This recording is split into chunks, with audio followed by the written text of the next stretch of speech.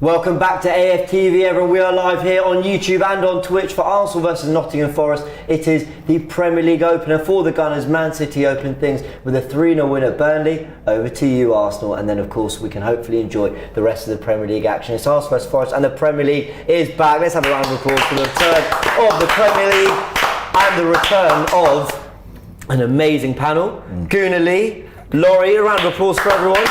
And Turkish to my right as well. Welcome back. How you doing? And a big welcome to the return of, I can't believe this name stuck, the Information Station and Frank. Welcome to Frank, who is back and closer than ever as well to the action. So he will be keeping us up to date with things that are going on. Anything on commentary we might have missed, stats, all that, anything we want to know, anything you want to know. He's the man to give us his thoughts, opinion and research. And we are here for the watch on. It's Arsenal versus Nottingham Forest. The 11 is out and it has got a lot of people talking. It's got lead judges shaky. Let's put it that way. Anyone else agree? Nah, man. This is Nottingham Forest at the Emirates. There's only a couple of teams I'd rather face in the opening day. So for me, it is what it is. I mean, the changes might be a surprise to some. Maybe the Gabriel one for me. Is it an injury? Is it tactical? Is it to get as many attacking players as possible on the pitch? I don't care too much. It's Forest. 3-0. Sort it out. That's it. Look, I got to say, and it's not just to absolve Arteta of any blame. Of course, he picks the 11. He's got to go get the win out of them. And it's not to really disrespect Forest, but if we don't win this game, can we really put it all on tactics and just there's 11 very good players out there that have worked with Arteta for a long time, and surely will understand what's required. I think the only thing I can leverage at Arteta would be the fact that we haven't played this formation and had these players, I don't believe, in any of the pre-season games. We haven't played it in this way, I think. No, not in this way. So that's where you could put it at his door. But I mean, Turkish kind of put it so rightly. This is the Emirates. You know, last season I kept saying no team wants to come to M5 because we were blitzing teams. I know Man City came and we didn't have a party and they did their thing. I know Brighton did their thing at the end of the season when the season was pretty much done. But I think we should have more than enough. And the guy on the screen should be a big indicator as to us winning the game, hopefully. Yeah, we're going to talk about him in a sec. But Laurie, the 11, is it concerning you or is it? No, I'm not concerned at all. Listen, I'm excited. First game of the season. I'm excited that we're at home. I'm excited that we got our 3 big money signings all in the team. Timber, who was without doubt the player of the pre-season. We got Rice in there, who we're all looking forward to seeing. And of course, we got Havertz. He shoehorned him in there. And further up the pitch, I was one of those. I'm advocating for Eddie. I still think he can be a good player at this level. I think he leads the line, and I know this may, be a little bit controversial, but I think he leads the line better than both Trossard and Kai Havertz. Doesn't mean to say he's a better player than those two. I just think that he leads the line better. So give him his opportunity, man. I think he's worthy of that. Do you genuinely believe that he's a better forward option? Hear what I said. I didn't say he's a better player. A better forward he option. leads a line. I'm saying. So in terms of leading the line, because he's going to be playing in the number 9 role, Fox in the box kind of player. Do you actually believe that he's a better forward option than Trossard at least? Yes, I'll tell you why. Because his physical attributes means that he can do a little bit more. But we've seen him over the pre-season, over the last couple of seasons, especially let's just take last season where we saw a real improvement in his overall gameplay. He does fluctuate in the way that he can hold the ball up. He does fluctuate in the way that he brings players in. And listen, I did try to back him last season, but I just don't know if our base level, I would say, is someone like Jorginho, and I think he comes below that. So if he comes below that, he's not good enough. Well, listen, I just think that given his physicality, his speed, I think he leads the line better than the other 2 guys. However, doesn't mean to say he's a better player technically, certainly not. And listen, it's a squad game, so I'm pretty sure the likes of Trossard and the others will get minutes. But I'm happy to see Eddie lead the line. Let's bring Turkish into this. Season started, Laurie started. That's how I'm feeling. What do we think? Sorry, what's that? The season started and Laurie started. No, listen, man. No, but you know how I feel. You know what it is. I think it probably is the right decision to play him today because I was surprised we didn't play him against City, but then obviously you see what Havertz brought to the 11, and then you could see it was more tactical. If he didn't start today, I'd be a lot more concerned as to why we didn't sort this situation out during the summer. At least him starting today probably tells me that this is the situation sorted in a sense. Eddie Nketiah, Trossard, Havertz and Jesus are all options up top, so I don't expect us to sign a striker, even though I'd like us to. And against Forest, I expect him to score today. So before he does score, and everyone in the comment section says "see Turkish" or Laurie says "see Turkish," I will be saying I "see expect Turkish." him to score against Forest. No, but do you know what? Surely you expect your backup striker to Jesus to be able to come in against Forest at home and score a goal. Possibly Well, this is why I want to see him start. Do you know what I was going to ask? I don't know if Joe or someone downstairs. When was the last time he scored a goal? He scored the Man other day United. against Monaco.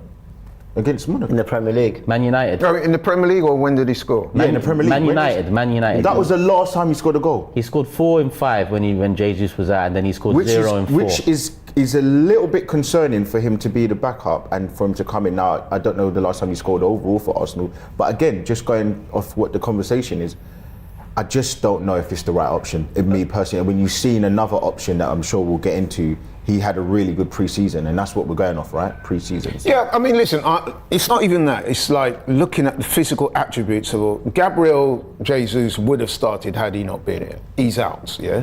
So then you're looking at the starting berth up top between Eddie, Havertz and Trossard, yeah? Those are the three that most people think would be in the running to start, Yeah. in the absence of Jesus. If you look at the physical attributes of Eddie, I would argue that he's quicker and stronger than the other two. Havertz is taller, he's probably got better aerial prowess. Trossard, definitely of the three, is the more technical. But I'm saying in a game like this, against Forest, where it's going to be pretty physical, let's face it, I just think that Eddie will give you just a little bit more. Plus, the manager likes Eddie. I think we all know that. Yeah, clearly. The Balogun situation We've shows learned you that as well. Why not give him a start? I don't think stronger. I'd say quicker is probably the only stronger. attribute. I wouldn't say stronger because they're all strong in different ways. Yeah. I think Trossard has got as much strength as Eddie, if not more, especially back to goal. Back to goal, Trossard's a lot more competent. I would when he respectfully receives disagree. it. But with the pace thing, I agree with the pace thing. But we don't ask for pace from Hush Striker. We ask for pace from Saka Martinelli. Yeah. So interestingly, that's why I wonder whether, and I'm overthinking it, and I will stress, I would have gone for Trossard in this game, but is the thinking that with this whole Partey's going to invert, so really it's a back three, so actually got two sitting in Rice and Partey, you've actually got 4 players all around him, Martinelli, Saka, Havertz, Ødegaard, all suppliers in their own way. Is it thinking, we actually don't need a false 9 in this game, we really need a poacher and a focal point, because actually the midfield numbers and the pockets are all picked up anyway. I was going to just say as well, I know we're talking about individual players, but does the team function and look better with Trossard, who you get more out of Martinelli, you get more out of Saka, you get more out of Martin Ødegaard in terms of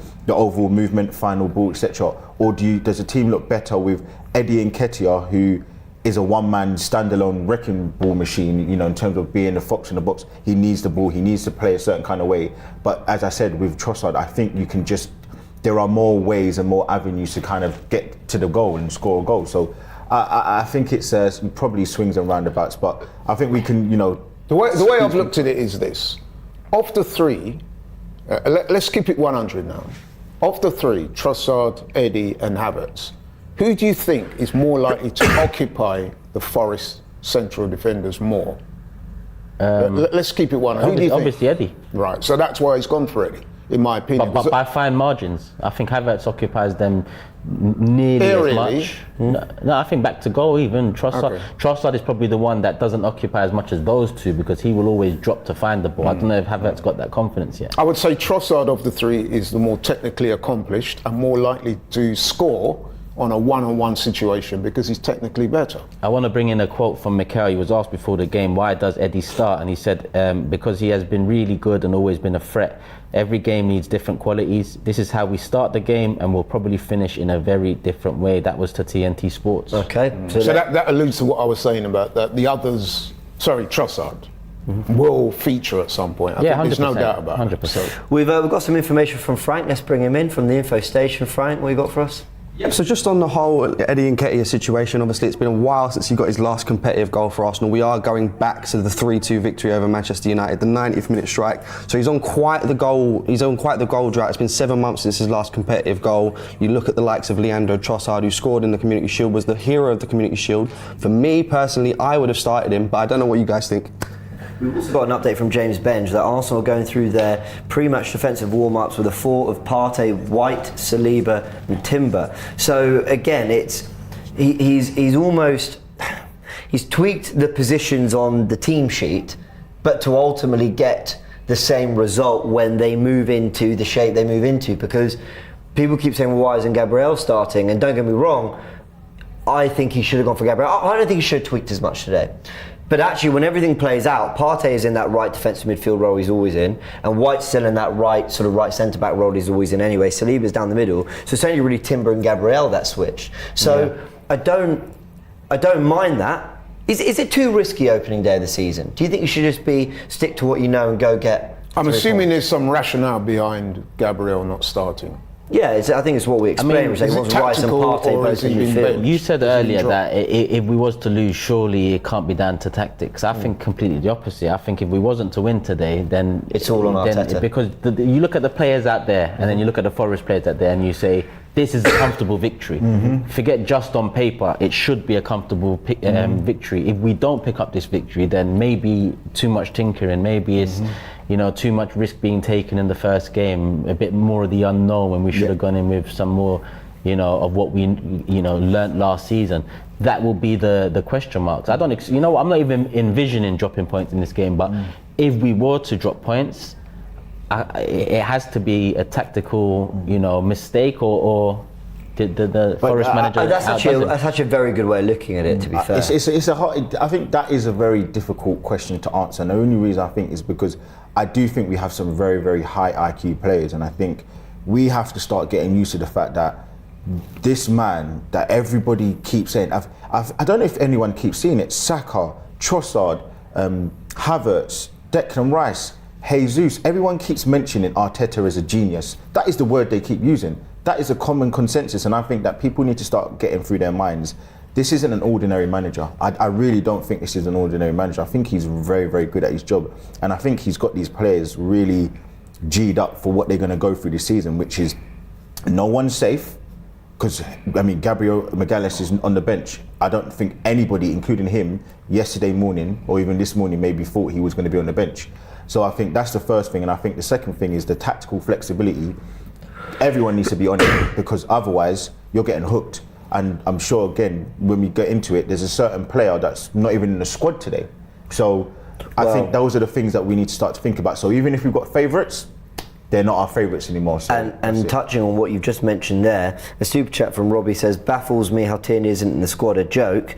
He's not happy. Fabrizio Romano has tweeted that Kieran Tierney not selected and still expected to leave Arsenal in the next few weeks. Real Sociedad are interested. David Raya is at the Emirates today as he was ready at the Community Shield game. Will be unveiled as new Arsenal player soon. Contract signed, medical done. I wonder whether they will announce Raya a little bit like they announced Erdegaard a few years ago, kind of to the Emirates crowd. But that was very much jumping off what Man United did with Varane, and that was quite a cool announcement. So I wouldn't mind that. Kieran Tierney, look, he's not in the squad, and I think we just knew this day was coming. Dave Jordan would be happy. This super chat came in from him saying, I think Turkish rates Eddie lower than I rate Kieran Tierney. What do you think? Do you rate him lower than he rates Tierney? No, I think Dave takes the win with that. I really hate, fair enough. Dave, your thoughts on Tierney? I'm a fan of Tierney, but we have to be honest, he didn't cover himself in glory in the last game. The fact that Timber's come into that position and played really well obviously puts him back. So I'm disappointed for Tierney. However, the manager has decisions to make. I'm a little bit more curious as to the Gabriel Magalhaes. You would think that he would have started today. Okay, he's on the bench. Some people are speculating that he's carrying an injury, but then if he's carrying an injury, why is he on the bench? So do we have any more insight as to why he's on the bench? It's purely tactical. It's purely tactical. I really think it's purely tactical, yeah. By the way, Gunnar Blogger said that we could be looking at a delayed kickoff as there are huge queues to enter the ground. And I did think when the players were out to warm up, they're warming up now, but they were warming up a little earlier as well. I thought, why is the Emirates so quiet. I thought first day of the season they'd all want to be in there, you know, having drinks and food and kind of really getting the atmosphere going. But it looks like there might be, you know, something else that's delaying the fans getting in there. I must say, on my way to the studio this morning, I mean, I live in North London anyway. It normally takes me about half an hour to get here. Took me nearly double that today. The traffic. Well, you think so you think this is all just like taking people? Would they delay a kickoff because it's taking fans ages to get in? Do you know what though? I Probably. don't know if you know. There's this new ticketing system that Arsenal that's what's put in caused place, it. and I think even like trying to. Oh. There's something online. I was reading it the other day. The Arsenal fans aren't happy with the new ticketing system, so maybe that's where there's a complication. I don't know if that would allow the Premier League to put it back because it's an Arsenal thing and not a Premier League thing. But yeah, Interesting. I definitely know that's been a thing that's been going on for the last. The thing is, if it's an Arsenal thing, not a Premier League thing, can the Premier League be like, well, that's not our problem? That's what I was saying. Yeah, Oh, so I right. don't know. Sorry, That was sorry, what I yeah. was saying. Sorry, Frank, we're going to get you on it. Any more information you see or hear or about it, or any I experience think people are going through? Let us on know. that, the ticketing thing, I think with relation to crowd control and safety, they will err on the side of caution when it comes to starting a bit later because they don't want a mad rush and people to, you know, start storming the turnstile. Oh, to get to their seat. Yeah, and then, Should have just played Man City today. We would have all got in quick, innit? Only big Stephen Daps would have been there. Oh, here we go. And who? We're going to have a lot of this all season. Okay, let's talk about some of our new signings. Jurgen Timber's there, £34 million. So 34 million. What a joke of a transfer fee. I saw people tweeting they felt bad, they wanted to pay Ajax double. Like, you know, sorry for robbing you of him. He was brilliant in the Community Shield. Let's hope he does the same today in almost another new role that we haven't seen him play. Yes, it's left back, but left of a back three. Let's see how he does there. And Declan Rice as well. What do you think the pressure of a debut is, Turkish? Do you think they're just professional footballers, they're used to it, they're playing big crowds, they know what it's about? Or do you think there is more butterflies in the stomach? No, man. I think at that level, this is what it's about. This sort of atmosphere, Yeah. bigger crowds, and the pressure being turned up. I think that's what separates the greatest players from, you know, the tiers below. Yep. Thriving under this environment, thriving under this pressure, pushing yourself to your limits. And this is a good opportunity to actually remind you of the 11 for anyone who's joining us now. Ramsdale's in goal. Looks like Partey at right back with White, Saliba, Timber as well. Rice, Havertz, Ødegaard, the midfield three. Saka, Nketiah, Martinelli. We have our theories about how that will shape up, but you know, we will see. Substitutes: Hine, Tomiyasu, Taiwyo Gabriel, Jorginho, Smith Rowe, Nelson, Vieira and Trossard. No Kieran Tierney, who's expected to leave according to Fabrizio Romano, and Gabriel on the bench as a tactical decision. I want to ask you guys about the debutants as well. Timber, Rice, Havertz. Who's the most pressure on? Where are the eyes? You've got, you know, Timber's got a big role at left back, but you've got Rice is a £105 million signing. Havertz, the one we all are collectively the most confused about as a fan base. So where's the most pressure, Laurie?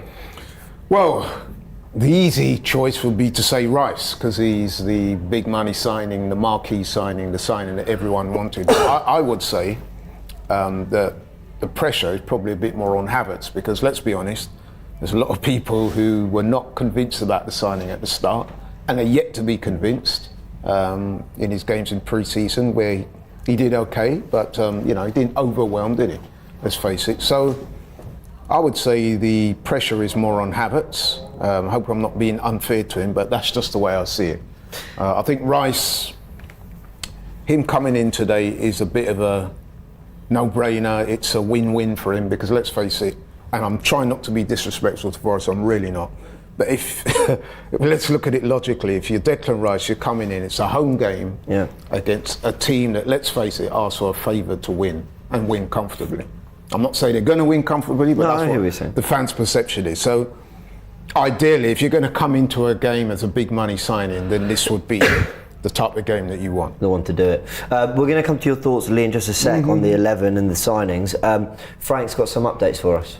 I just wanted to bring up an interesting stat that I've just found. It is going back to Gabriel Magalhaes, one of the surprise omissions from the starting 11 today. I did not know this stat, and it's quite frankly an outrageous stat. This is the first time Gabriel Magalhaes has not been named in a Premier League starting 11 for Arsenal since August 2021 in a 5-0 defeat to Manchester City. It ends the Brazilian's run of 73 consecutive starts for the Gunners. So obviously, James, you say it's tactical, but what do you think the thought process could be here? Because it's clearly a player that Arteta rates highly and really trusts. 73 consecutive starts. Didn't Saka do more than that? Wasn't that the thing? Saka, I That, so think- when he missed the game, and it was like this big thing because he missed the game and he hadn't missed the game. Saka's was a big run. Yeah, was his a one big was run, ridiculous. yeah. I think Did it Saka go was- all the way to when he was like 18 years old. September, October 2021 though? Yeah, So like 73 consecutive is mad. Yeah, yeah. Which shows you what does this show us? That Arteta is, like, we're getting to a position with the team where Arteta is actually No thinking, favourites. I No can favourites. genuinely, all of you can be played around within Yeah. this team. That's what we're competing with. Yeah. A manager that has the team and squad to be able to do that.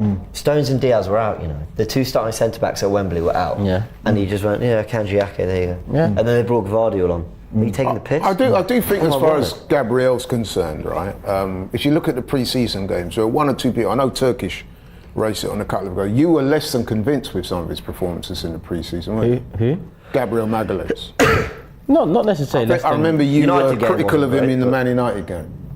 In the Man United game. In the Man United game, the whole team was Okay. was. Okay, but there's a school of thought. Some of the fans said that he's a bit error-prone. Could it be that the manager's looking at options? With the season upcoming. Oh, the Man United game is where he hit the ball over the top. He went to he swipe missed it. it, Yeah, but yeah. that, come on. Like, No, I'm not- how am I not going to be upset with that? If I see that in Okay, the season. I'm just saying that you highlighted it, yeah? So I'm saying that there's some fans, and I know Lee Judges as well, he's said that he can be a bit error prone. So it could be that the manager's looking at options in that position, and given that we're playing Forest, he's thinking, this might be the type of game where I can get a look. So just to cut in there, option in that. kickoff has been delayed by 30 minutes. Everyone, 3-0? Yeah, it's Wow. a 1 p.m. kickoff. Rory at Rory Talks Football. He's been on the channel, of course, on these watch-alongs as well. He's tweeted, safe to say the new ticket system isn't flowing too well. Follows on to say, nowhere near my gate and can't even move. Who saw this coming? And by the way, it looks absolutely packed, and you only have to look at the Emirates Stadium to know that listen, this is out my area of expertise, but how can they not get this right? Yeah, for a big club as well, we're meant to be, one of the biggest clubs in the world. That's a rookie. That's poor. I'll be honest with you. But also, like you said, it's a club thing. It's not a Premier League poor. initiative. That's poor. So. It's a poor thing, but you know what? I've got a little bit of background in security, and I know that when it comes to events like this, they will err on the side of caution And rightly delay. so. Yeah, rightly so. Because we've seen far too if many. people start to get, irate, that they're thinking, looking at their watch and think, I've got to get in the ground. That's when things start happening. People start acting recklessly, and people get hurt, especially women and kids. We don't want that. So, yes, the club have acted responsibly in that regard. However, I've got to agree with you guys that first game of the season, new ticketing system, and you would have thought that it would have.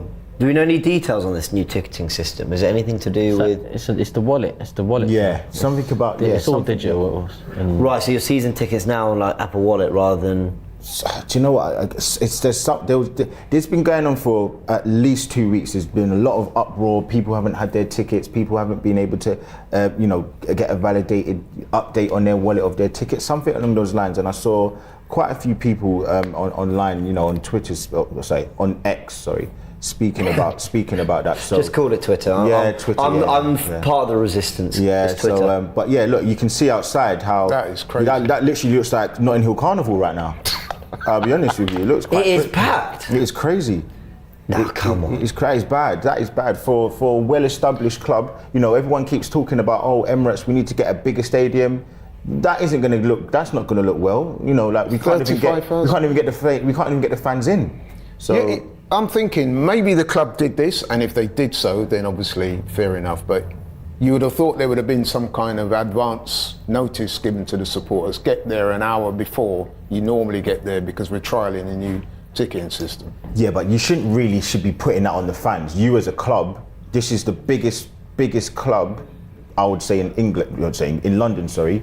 We've got to be better with what we're doing. Like we've got to do do whatever we need to do. Like, no, but we've all been in situations where, if you've been to concerts and other events, sometimes you will get advance notice from the promotion saying, look, get there early because of blah blah. I'm not saying everyone's going to follow their advice and get there early, but Yeah. You would like to think that that kind of advance warning or notice was given, wouldn't you? Well, 30 minutes to kick-off, or 35 minutes to kick-off, so we will keep you entertained. You're live here on AFTV with us. First thing you've got to do is hit the like button, because we've got to do 30 more minutes of work, and subscribe to AFTV as well. Kick-off is at 1 p.m. The other thing you can do, by the way, is download the AFTV Plus app. That's when you can join us on full time after the game. It'll be half an hour later, where you can download AFTV Plus app, join on Fan Zone, have your say live on the channel as well. We can debate, hopefully a win, whatever the outcome, we will be there as well. I think they're talking on TNT now, because I'm catching on the subtitles,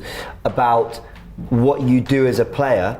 Let's not go too over the top with this. It's 30 minutes. I mean, we were just talking about Twitter. You can kill 30 minutes on Twitter. But they do warm-ups at specific times. Everything is meticulously planned. Turkish, what do you think they're doing in there? Just keep warm, play some music, chat amongst yourselves, go over the plans. It's just keep entertained, right? Yeah, just keep them mentally focused, really. It's just an extra half an hour. I'm kind of disappointed, because I was excited for us to get going. I know. So they're probably feeling in a similar way. So just keep them focused and ready to go. Can it be like a, I don't know how to explain it. Not a reality check's not the word, but like a mental note where, when you go through the motions of a match day, it's like Forest at home, Emirates, cool, we won the Community Shield. I've mentioned that we've had some bad records after Community Shield, and maybe they just kind of want to go through the motions. Can this almost be, and my word, I'm scraping the bottom of the barrel here for positives, can this be like a moment where it's like, all right, don't lose focus, 30 minutes, switch on, all that. Can it just be like a little shake in the mind, Lee? I think with having played a lot of sport myself, if it's an individual sport, then this type of thing is liable to prove more of a distraction, if you like. Yeah. With a team sport, obviously you can feed off the other guy's energy, so to speak. But when it's an individual sport, boxing, tennis, whatever, and you've sort of zoned in to starting at a certain time, your pre-match or pre-game preparations are very regimented, then something like this can throw you off big style. Yeah. But obviously, if there's 11 of you guys and you're able to feed off each other and whatever, I think it's less of a distraction. And of course, it's the same for both teams. I love the super chat, Lee. I'm going to come to you now, but Rudy says, I wake up at 7 a.m. and they can't figure out entry. There you go. And I was going to say, the complications for not only the fans, getting there on time, but also getting home. People get, certain buses for wherever around the world England are going to. But you know what? For me, I think, in a way, I do feel like it could be a positive, because the players have gone out, they've warmed, they've got their little nerves out and all of those other things, and you get that 30 minutes to just kind of debrief, settle down before you go out for the big game. Yeah, you might have to hype yourself up a little bit, but I don't feel like it's a big problem. I don't feel like there should be any real worry. Last time the game was delayed for Arsenal, it was the Leeds match, but that was 3 minutes into it when the walkie-talkie stopped working. The last time we had a delay was a couple of weeks ago, with the pre-season game. Oh, the Barcelona. No, that was delayed. That was 30 minutes. ridiculous. Because that was a late that was a 3:30 kickoff, innit? So it started at 4 o'clock. So. Oh yeah. Yeah. So that was No Fox Given, that's a good name. Says we will pay a hefty fine, that's for sure. Come on, you Gunners. Yeah, I was just thinking in terms of scheduling I kind of the think game. rightly so. The Premier League will be like, we have a schedule, like we got things have to operate a certain way, and if it's Arsenal as a football club whose technology is let down the kickoff at a certain time, then I don't think you can really blame them. What's money these days? The Cronkies be splashing it, man. Come on, man. They even got my guy in the tracksuit, man. Yo, what's going on there? The money be splashing. So we can't complain, man. We can't complain. I'd love to know, maybe somebody in the comments will be able to tell us if the club did put out some kind of advance warning. Yeah, it's a great. Let us know in the telling comments. people to get there early. They would have done. But again, I'm with Lee, man. Yeah. It's not on the fans. If you're ready to implement something, you implement it properly. You implement. It's the first game. Yeah, of but the season. if any new system that you try out, to be fair to the club, there's, especially if it's electronic, there's the possibility that there's going to be. But at the same time, they've also started the ballot system. So a lot of these fans going today are potentially new fans that have never been to a game. They haven't been to many games. So for them, it's What I'm saying, I hear that. What I'm saying, in any system that you're trying out for the first time, there's a possibility that there's going to be a problem with it. But why didn't they do it on the last day of the season against, was it Wolves that we played? Everton, so apologies. So it was Everton. Or why didn't they try it for the Monaco Was it Everton? game? No, it wasn't. No, it was Everton. Wolves. No, it was Wolves, yeah. Everton was the year before. Yeah. And we why end did this they, season with Everton at home as well. Yeah, and why? Yeah, what happened in the pre-season game? Why didn't they do it on Wednesday?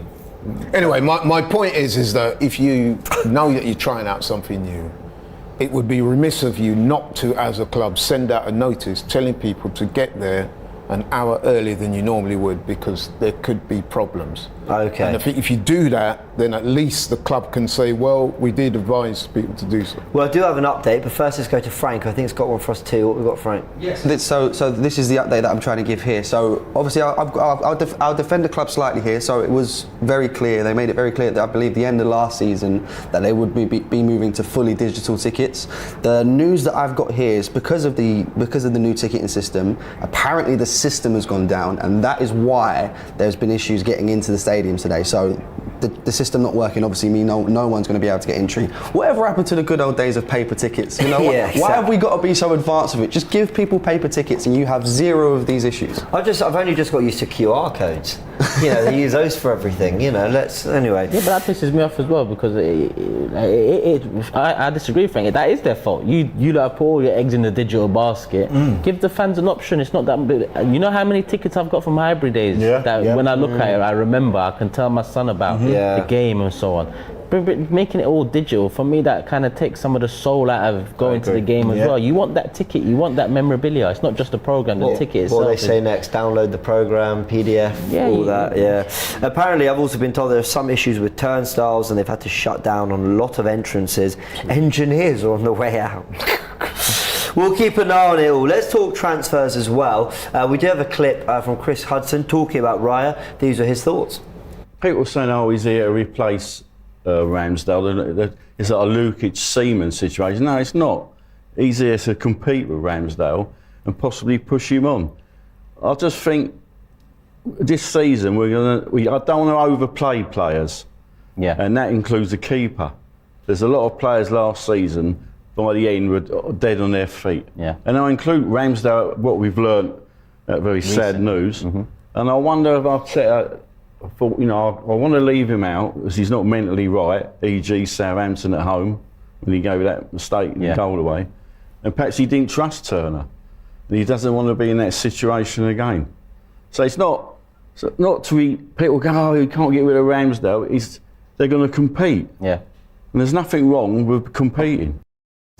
We've got the aircon on. Laurie's complained. No, I'm not complaining. I'm just asking why. Shouting, Laurie, do you want your coat? Listen, man. This guy, man, he could find Heat, man. This is summer. That's what we want. Heat. I don't know about you. That's why we have 4 seasons, you know bro. What? You know what? I don't know between who sat me next to this guy. You know what? You right? When it gets to new season, when it gets to September, you'll be bawling that it's too cold. Now we've got a bit of heat. Enjoy it, bro. Bro, listen, man. It's hot in here. Like, we have 4 seasons for a reason. You know what it is? People don't understand, right? When everyone's like, oh, when I come to the AFTV, I'm like, this is like the BBC studios. All the lights. It's a proper production behind the scenes. It's hot in here. When man. Robbie gets his electric bill, I'm gonna listen. Let's show some love to production as well. Ryan, Jason, Joe, and Cass, who have built us this brand new set, which I love. Lee's had a moan about it, but I love it. So well done to the team. I like it. It's nice. I'm comfy. This is good. It's cozy. No, it looks good, man, for sure. We've got a super chat from Kang the Conqueror. Look forward to seeing you in the next Marvel film. Kane to Bayern Munich. Thoughts? Spurs in the mud, he asks. And I think we may as well talk transfers. Could you just have that clip? It was interesting that Chris Hudson was saying that he doesn't think Raya's here to replace Ramsdale.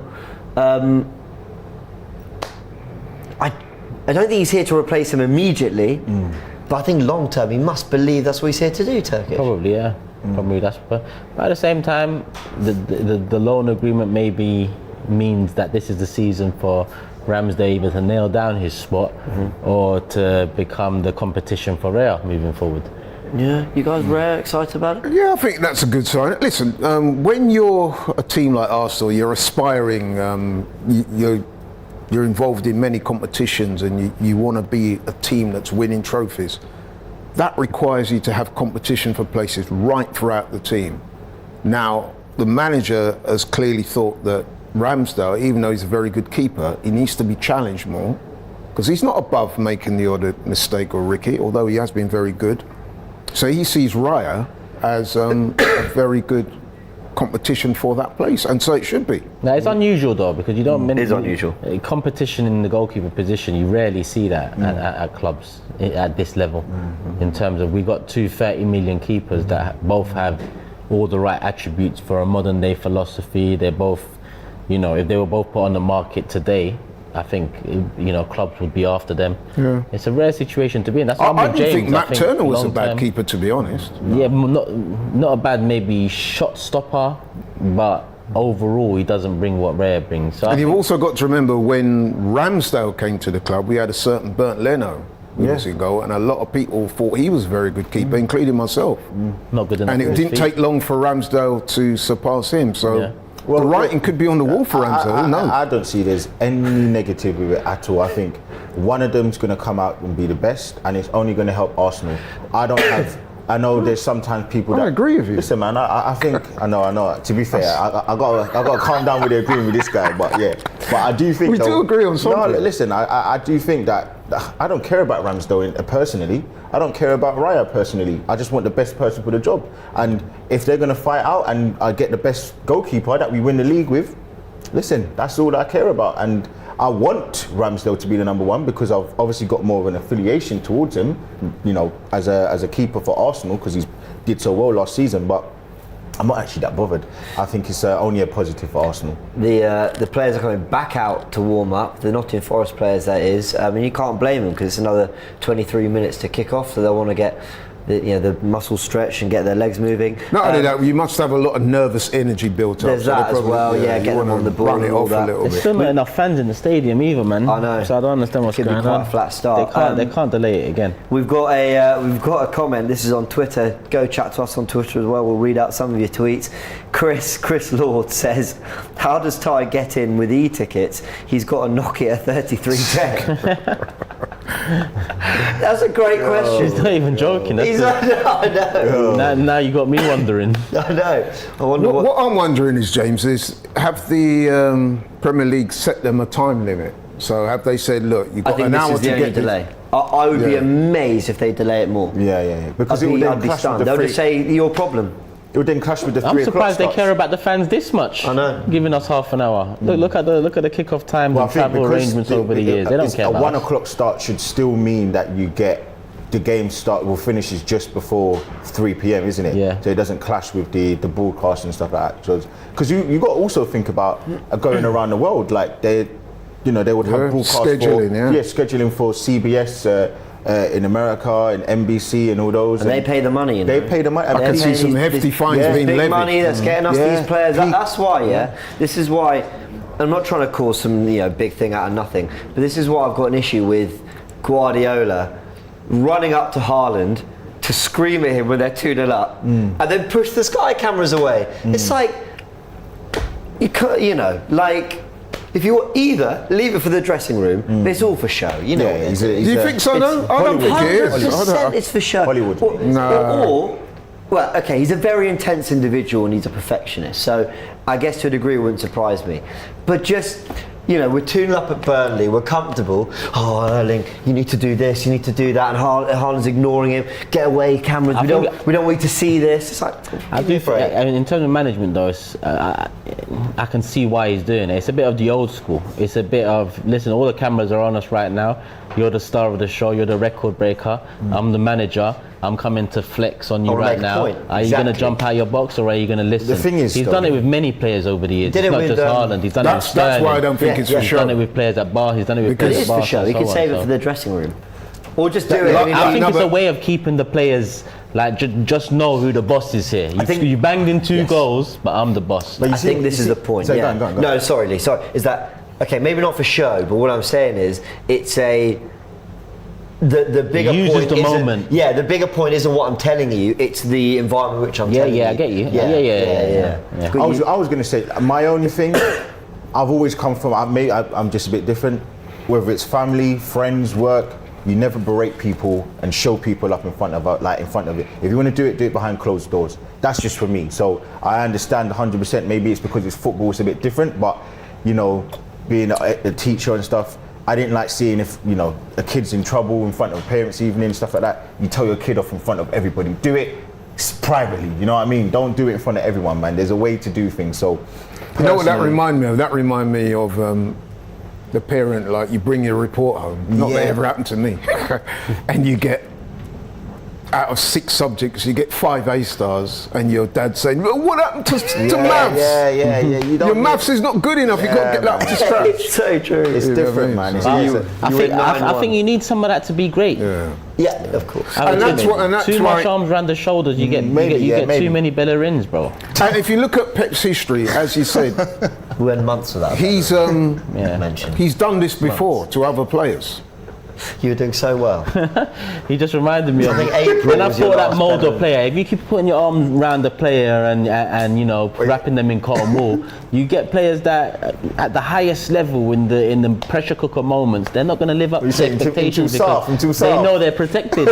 And you got a man that knows, hey, if I don't bang my next chance in, this guy's going to get onto me. It's going to be my fault. We don't win this thing. That's a very good point. That is the genius of a man management, knowing how to get the best of the athlete. Of course it is. Now, some players that might not have worked could have gone left because they're maybe sensitive. Yeah. So obviously Pep knows the player that he's dealing with when he does that, because he's thinking, I can inspire this guy to get an extra 5% out of him, you know what I mean? Let's combine the topic of, and it's a little bit of a late one, but you know, the concept of sort of berating people publicly or having whatever that, you know, whatever. I think berating's too strong, but whatever. Yeah, so do I, yeah, it is. But with also, you know, new signings. I want to talk about Hary Kane in a sec. But what did you guys think of that Onana Maguire thing? That has caused such a storm on Twitter. Everyone was. Again, listen, this generation is soft. No, I kind of agree with you on that. Like, he just had a go at. I think the question is whether Maguire was. I didn't even watch it, but.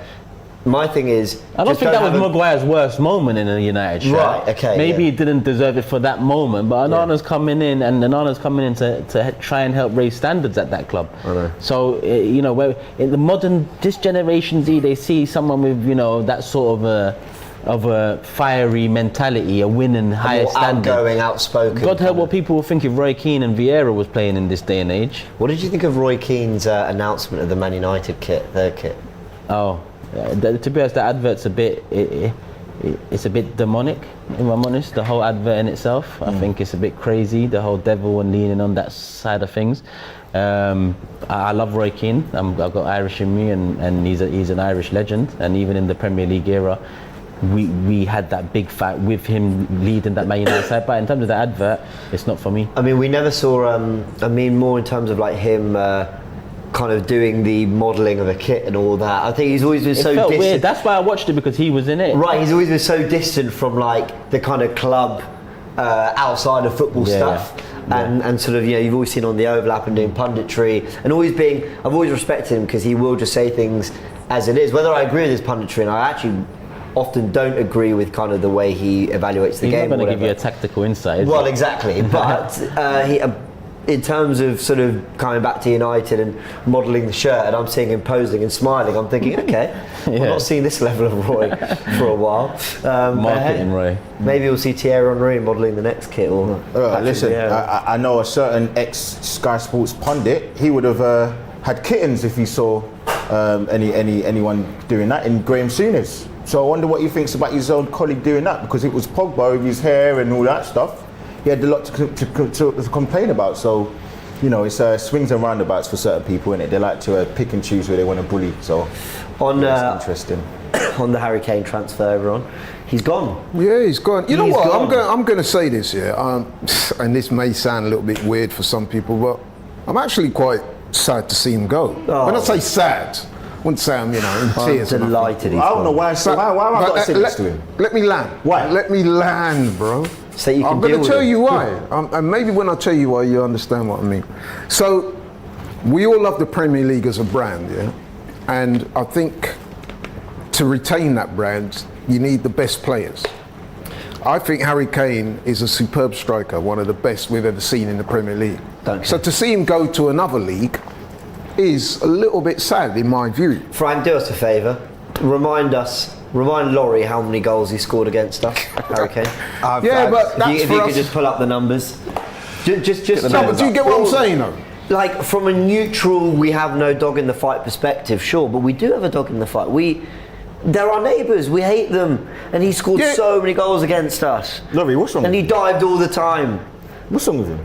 I don't know. That's true. I told you, season's back, Laurie's back. You get ready. We got 38 game weeks of this. What's wrong with you, bro? No, but seriously, you want big I name couldn't guys give a like shit that in about the the Premier Premier League. League brand. I'll be Do you honest know with what? you. I'm not joking. I'll tell you now.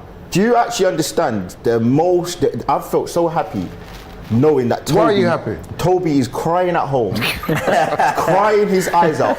Patrick, my cousins, Kai, I'm happy knowing that Jordan, that they are suffering, going through what we went through with Thierry Henry, with Cesc Fabregas. They're in the mud. And now, we don't have to talk about Spurs anymore because they're irrelevant. In my opinion, not so Spurs fast. Okay, not so fast, but in my opinion, from the trajectory for what I see, I don't see that they can do anything to even come up to our level. And the issue that they've got is they don't have a Fabregas, they don't have an Adebayor, they don't have any of these real standout players. Maybe Son that you can put in that, but they don't have anyone to kind of carry the mantle. So Does they're anyone done. see what I'm saying? Or is it? Am No, I like I said, on my from a own? neutral perspective, No, as a if you football have- fan, let me put you on. Yeah. Spot. You're a football fan, Yeah. right? Obviously, you watch the Premier League week in, week out. But- I think we all agree that the Premier League is the number one league in the world, the most watched, the most engaged with, the most passionate. Yeah. And it's because of things like this, Yeah, the well, you know rivalries, what? the players. So when you lose, let's face it, one of our big name players to another league, it is a little bit disappointing. I actually, even on that point, I disagree slightly because for me, remember the uproar about the Super League, yeah? But let's call it as it is. The Premier League money, the fees we can pay for players, the salaries we can pay, the Premier League has become a form of Super League where every manager and every player wanted to come here. I actually like that two of England's best, biggest poster boys, best players are playing for Real Madrid and Bayern Munich. I think that's good. That we were just having this debate on the starting 11 about how Arsenal in their first season back in the Champions League could get to the final. We played your clip. I agree with your clip, by the way. It shouldn't really be like that. Really, like we should be thinking Real Madrid, Barcelona, PSG, Napoli, who else have I forgotten? Bayern Munich. Like we should be fearing and thinking there's a lot of hurdles, but we're not because so much of the wealth and the top talents come this way. So I actually think it's better for football that it is slightly more spread out, and I think it's good that we're in a situation where we can be plucked of our talent a little bit. I think that is important. I think going off what you said, Laurie, I can't separate my overview of football and my dislike towards Spurs. So I'm not going to look at it and think, oh, well, because it's the Premier League and we want the best player, that he should stay at Spurs, because I want Spurs to be relegated to... So if you'd have gone to Man United, would you have been okay with it? No, I wouldn't have cared because he's left Spurs, because it's the constant thing where Spurs only feel relevant and they only pipe up and they're only on the big six and they're only on these conversations really true, okay, money, but because this power shift that was there for 7 years, in my opinion. If they weren't there, they weren't in these positions, then we wouldn't have to speak about them and they'd still be the little brother that we know they are and they wouldn't be piping up. So if Hary Kane goes, it goes back to normality and they're just coasting in 6th, 7th, 8th position, which they were last season. So I'm not going to look at it and think, oh, well, it's going to be a better brand for the Premier League. I don't care about that. I just want Spurs. You don't care about the Premier League? No, I just want my overriding feeling towards, well, dislike towards Spurs is bigger than the Premier League and having the best players here. Frank, you got the numbers? Yeah, so I've got the numbers, and first of all, I just want to say... I completely agree with you, James. I think it's fantastic that we've got one of England's best players, and I can say that now because he's not a Spurs player, playing overseas at Bayern Munich. So good luck to him. As long as he's not scoring goals against us anymore, I really don't care. Champions League quarters.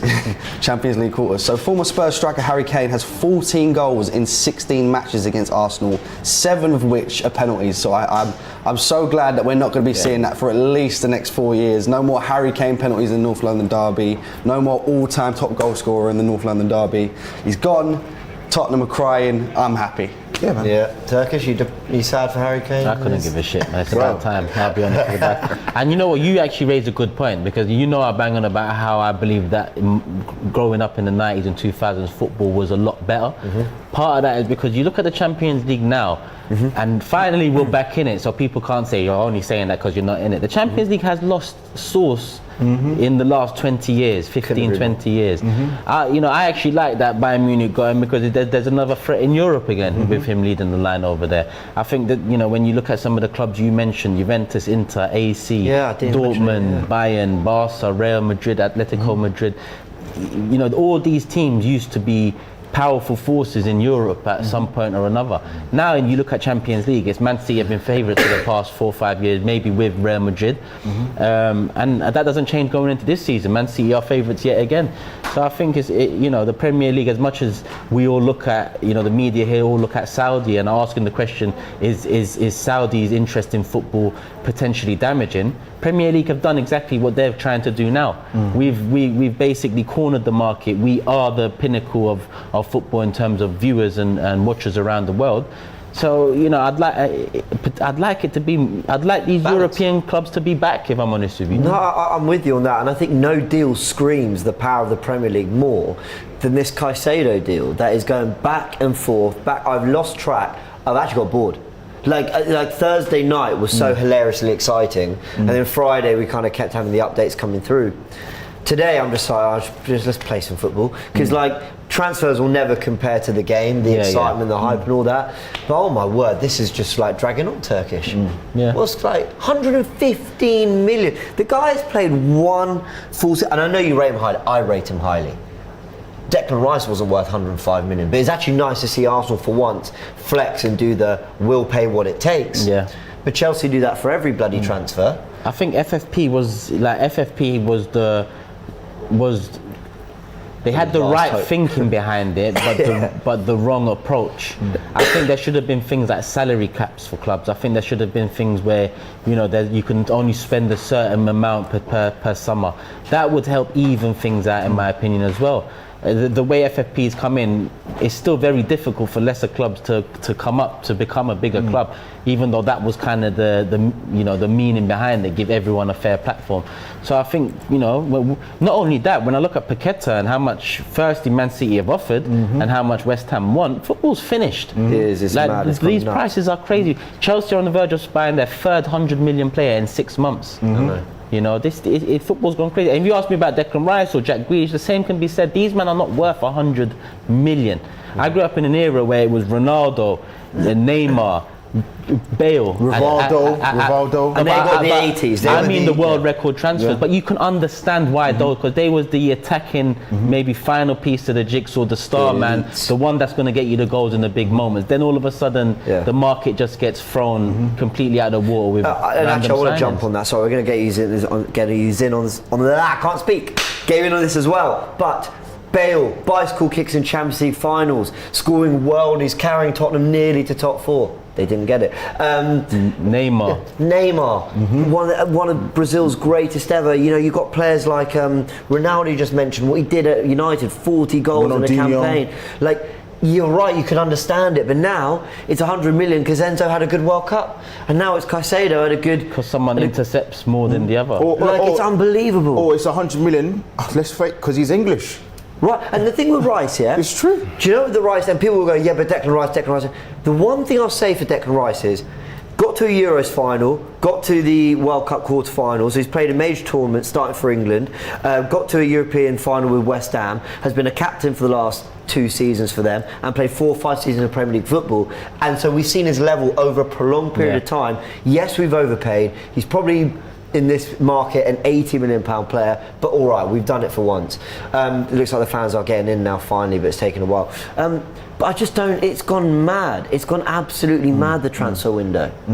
It has, but it's the old adage, isn't it? You are worth what the market's prepared to pay for. And that is true. And listen, we got to be honest. We did overpay for Declan Rice, so I think it's a little bit churlish for us as Arsenal fans to be moaning about Caicedo, really. No. Do you know what? Especially when people like you were saying that you think Caicedo's a better player. I was just about to say, my issue isn't even with Caicedo necessarily. My actual issue is more with the Paqueta for 88 million, and he's only had 6 good months. And in truth, he's not that good. At least with the Caicedo, I believe he's had 2 good seasons. No, but Paqueta was good prior to West Ham, though. No, he was, but all I'm saying is, when you come to the Premier League, I feel you have to prove yourself. And I think Caicedo's done that for a longer period of time. And unfortunately, there is about a season and a quarter. Okay, but at least there's then it goes to the point where there's a bidding war. And it's Chelsea's fault because they could have just paid the £80 million 3 weeks ago and it would have been done. They've made it get to that point because Liverpool have now come into it because of the whole Lavia situation, etc., etc. But with the Paqueta thing, it is literally £88 million and he ain't done nothing in the Premier League. And he's only done it in the Conference League where none of us rate that. None of us. I don't think anyone here rates the Conference League to the level that some others, like West Ham fans, do. So that's where it's like quite scary to me. So I think one thing I would say about Caicedo, though, is I do think that as an outsider looking in, I think it's time for the players are coming Brighton out to honour the players' best interests, because he's expressed that he wants to go to Chelsea. And the reason why I say that is because, let's be honest, Brighton paid £5 million for Caicedo, and if they get 100+ million from Chelsea, that is an exceptional return on their investment. So that's my thoughts on it. The players are coming out, so kickoff is going ahead at 1 p.m. That's in 4 minutes' time. This is my tweet of the day from @Yearmello. Says Arteta suggested inverted turnstiles to Stan and Josh Kroenke. Well, apparently they just opened the doors and just checked people's tickets. Apparently that's what I saw on Twitter. As long as it's done safely, cool, that's all I care about. There are 10,000 of you watching, as Best in the World has said perfectly. Smash the like button. When we say smash, like get, you know, just smash At last.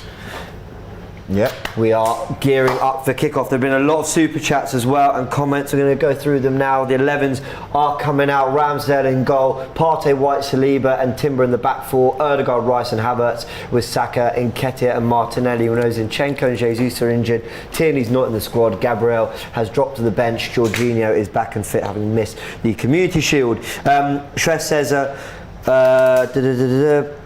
well, no, not that one. Red Square says when La Liga dominated, who cared? Yeah, but that doesn't mean it was right then. Like, we don't want any league dominating, is the point we're making, no? But like, when I don't know, like when La Liga dominated, the other leagues were still strong. This is my point. Premier League are dominating now. The other leagues ain't strong. Yeah. When La Liga dominated, Serie A had quality players. Premier League had quality players, and the Champions League was a quality competition because of it. Now, it's it's very different. Yeah. 40 side said, is the plan to have 4 ball playing defenders going forward? White, Timber, Saliba, Zinchenko probably all better with the ball than Gabriel. Maybe, but Gabriel is good on the ball. He's slightly underrated that. Charlton fan, thank you. I hope Charlton do well this weekend. Sorry to say, but it will either be a 2-2 draw or 6-0 to you. Nothing in between. Shress says, can't wait for the Eddie masterclass today, and pundit saying he's godly and Haaland isn't a complete striker to lace Eddie's boots. Sell Eddie, Pepe, Smith Rowe and get Vlahovic. We'll see what the fallout will be. Balder says, Arsenal are on strike. Bring back the red sofa. Wormlet said, Brian Clough punched Roy Keane in the face. Is this true? Potentially. I mean, yeah, fair enough. I don't want certain rumours. I don't think that's true. I don't want certain rumours coming out of this watch along. I remember last. It might not be, but it might be. I wouldn't put it past. And I'll tell you what, if he did do it, then you can imagine that Roy Keane probably. No, I think Roy Keane respected him a lot. Roy Keane had a lot of respect for him, I think. Yeah, I don't want certain rumours doing the rounds, because Community Shield last week, Laurie accidentally said it was Matt Busby shaking hands with everyone. And no, but I did correct may that. He rest in peace. He passed away I did correct that. Who was it? It was Summerby. Yeah. Yeah, it's a slip on. Yeah. A Freudian slip. It did make me laugh though, because there I was going. Huh. Jolin says we shouldn't let Tierney go. Well, I think he will be on his way, unfortunately. Wormlet says Lee and Laurie should always sit opposite each other so they can see each other while arguing. They've got a good view of each other, no? I just got. I'll keep a respectful distance from you. Looks like plenty of fans have got in. We're here for kick-off. Mark says only Arsenal could stuff the opening day kick-off. And London says Gabriel inverted so hard he ended up on the bench. Tactical masterclass. Let's see how this looks. Young Kipper says international fans are going to get screwed when ESPN switches off the game halfway through the second half. It's only a half. Just see the players taking the knee. That got booed at yesterday's game. I really loved Company's response. Yeah. You see his post-match. I thought he, So here we go. he represents the club really well.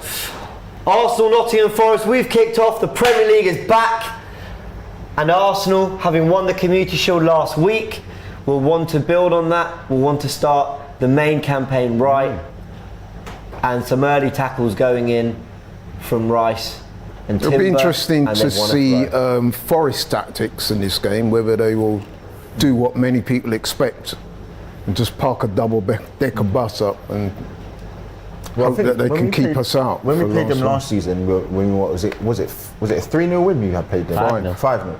They had like 17% possession. So I expect us to have similar amounts of possession. When they beat us 1-0, they had 18%. Yeah, so yeah, even that. So Yeah. You're right. I mean, I don't expect them to try and match us on the football stakes. Apparently but there's still a lot of fans outside. Frank, if there is anything on that, you do let us know. But we've kicked off. Havertz gets a header into Odegaard, poor touch, and Forrest on the ball. He's working hard to get it back. And let's see, it is Partey right back. Nice. And Rice is playing in the 6, but as we know, they will come inside, and there's Partey already. Tucking in ever so slightly and getting Saka on the ball. And Saka will want to have some early joy against the fullback here. And let's see, Arsenal on what looks an absolute pristine Emirates pitch. I must say it's good, like, you know, these games in August when hopefully the sun's shining and it does look good. Jamie says he wants to see a new sofa with the design of the away kit. Anyone want that? Why don't we just get some like... Did you lot do predictions or no? So we did in the starting 11. I went 3-1 and Saka has been put in behind here by Partey. He's put it across and it's cut out, but nice little move. Your prediction? Yeah, I said 3-0, I'll stick with 3-0. I think Eddie will score. That's Cool. That's one of those. I said 3-0. cool. Eddie will get at least one. Cool. you know what? I'm going to say 4-0, and I think Havertz will get the third goal. Cool. Havertz and Eddie to score have been predicted by the panel. Let us know as well. We could just get some like luminous green paint and just chuck them on these sofas, and then that will probably match the design. Here we are, Timber on the ball. I was And you noticing. see look how central Partey is. I was noticing the bench as well. We've still got Zinchenko to come back in. Yeah. I know Tierney might go, but Tierney, Balogun's, I know he's not gone yet, but Balogun's another one. Jesus. So the squad looks good. The squad does look good. What does look good, looks healthy. But we also need those players now, like, part of it looking good is that I'm anticipating, I've got a hiccup. I'm anticipating the players getting to their potential. El Nene, I know people don't like him, but another squad player option, whatever. Yep. And Saka again. Can he get across into the box? He wins a corner for Arsenal. Yeah, should be. Bright start. Gets the block in. I watched the Beautiful Game podcast. Shout out to them. He was on there the other day. It was an interesting interview about his time at Chelsea and when he went to Torino and how he's come back. So yeah, hopefully he has a good season. Obviously other than today. But Oh, this Olaina, yeah? Yeah. He was a Chelsea academy player. Yeah, Chelsea academy player. Yeah. It was just an interesting interview about him actually. First chance to stick it on Matt Turner, so he'll know probably more than anyone what the plan is on set pieces. Referee's seen something. Michael Oliver's not happy. Will Ben White care about maybe slowing down the antics for a former player? Nah. He'll probably turn it up. Yeah, he probably will. 4 minutes exactly on the clock. Corner for Arsenal. And we've got quite a few tall players as well. Yeah, Ben White's not happy because Gibbs White's getting his arm around him, and there's going to be a lot of this. White and Gibbs White are having it. The referees have got to do something about this, man. This is just not on. Are they going to take it? They're going to allow it. Saka takes the corner. Oh, that was quite a crucial header because that would have been stuck on that the. was good. That was a But I good think corner. he's given No, he hasn't. He's given a corner. Yeah. I thought he might have given a foul in the build-up there. I thought we'd get the whistle straight. Yeah, the way they all kind of start to move away. Yeah, White not happy. Gibbs White doing everything he can to get around him. And White's clearly trying to do... I mean, Gibbs White's trying to protect him from Matt Turner. Goes into the box again, another near post one. It's poor. I never know what the plan with the near post ones is. Flick on. Flick on, or you get someone cutting up. Or was that just under hit? Arteta's complaining and he's not happy. We've got to remember that with these new rules in place, we saw it with Guardiola yesterday, they're picking up the yellow card for managers a lot quicker. And I wonder if there is like a 5 yellows and you're off the touchline or something like that. Maybe it's in line with the rules for the players. It is. Timber on the ball, Saliba on the halfway line, and now we play again. The one where he wasn't happy with, maybe. I wonder if he was calling, screaming pen. Saka gets the ball away. Oh, nice. But we win it back the ball instantly. Partey and Rice, well played. Saliba coming forward. I think it's already, the pattern is already set. We're going to have the vast majority of possession, and it's going to be whether we can break them down. What do you think? Obviously, I was behind the scenes when Judges was quite annoyed with the starting 11. What do you think about, because basically we're trying to get as many good players in the team as possible, or just do you think it should be a thing where we just stick to our formation and that we know and try and play it like that? No way. Is he giving a goal kick? Yep. That is poor. I think one thing we do need to be cognizant of, right, as a club, is that teams like Forest are going to come, low block, park the bus. We've got to be a little bit innovative in the way we attack them. We can't just try and play through the middle, or we can't even just go straight to the flanks. We have to mix up a little bit. We have to have shots on goal. We have to put the ball over the top. You know what I mean? We have to vary it. Just trying to do the same thing, attack after attack after attack, is not really gonna. I'm pretty sure the management team would have worked on this in training actually before the game. Got a lovely soup chat from Pierce who says, on Monday my wife blessed me with a son, making me a father for the first time. Congrats to you. He says he's watching the game now. Let's go you Gunners. Congratulations from everyone here at AFTV, and well done. You guys have brought another Gooner into the world. That's fantastic. The family keeps growing. Let's hope we can open with a win. Saliba on the ball now, 7 minutes gone, and we're just getting into a little bit of a rhythm. Havertz, we haven't really seen on the ball yet, and every time I look on the screen, he's really high. Continue that run, Eddie. Come on, man. Saka's coming off the right hand side. He's driven inside and plays a through. He's probably seen more of the ball than anybody else in the team so far. Saka. Yeah. Easily. Not many others have seen it, to be honest. We saw a little darting run from Havertz there, and I think we're going to see a lot of that. I sort of think he'll operate more like a striker than as a midfielder in this game. I think it's going to be interesting when the game finishes to see the passing maps of Declan Rice, see the passing maps of Partey. I think they're going to just be the same kind of rotational recycling of the ball out wide, out straight to the middle, which is good. There's going to be a lot of passes from them. Let's go to Frank. We're 8 minutes in. Frank is watching from the info station. I'm coming up with a new name, I promise. Go on, Frank. Yeah, so pretty energetic to start off the game. I just looked into the rule that you was mentioning regarding the touchline ban. So the rule is, as it states, if a manager is cautioned by a match official, they will need to be on their best behaviour like a player. The second yellow card will result in a sending off. 4 yellow cards in the same season will result in a touchline ban, and 8 yellows will yield a 2-match ban. So, you know, Mikel Arteta can get slightly passionate on the sideline, so it's something he definitely needs to be careful of. So it's even less, basically. Yeah, one less. Wow. Okay. But then I guess if you're the one that should be setting that precedent, then less makes sense. Yeah, that does make sense.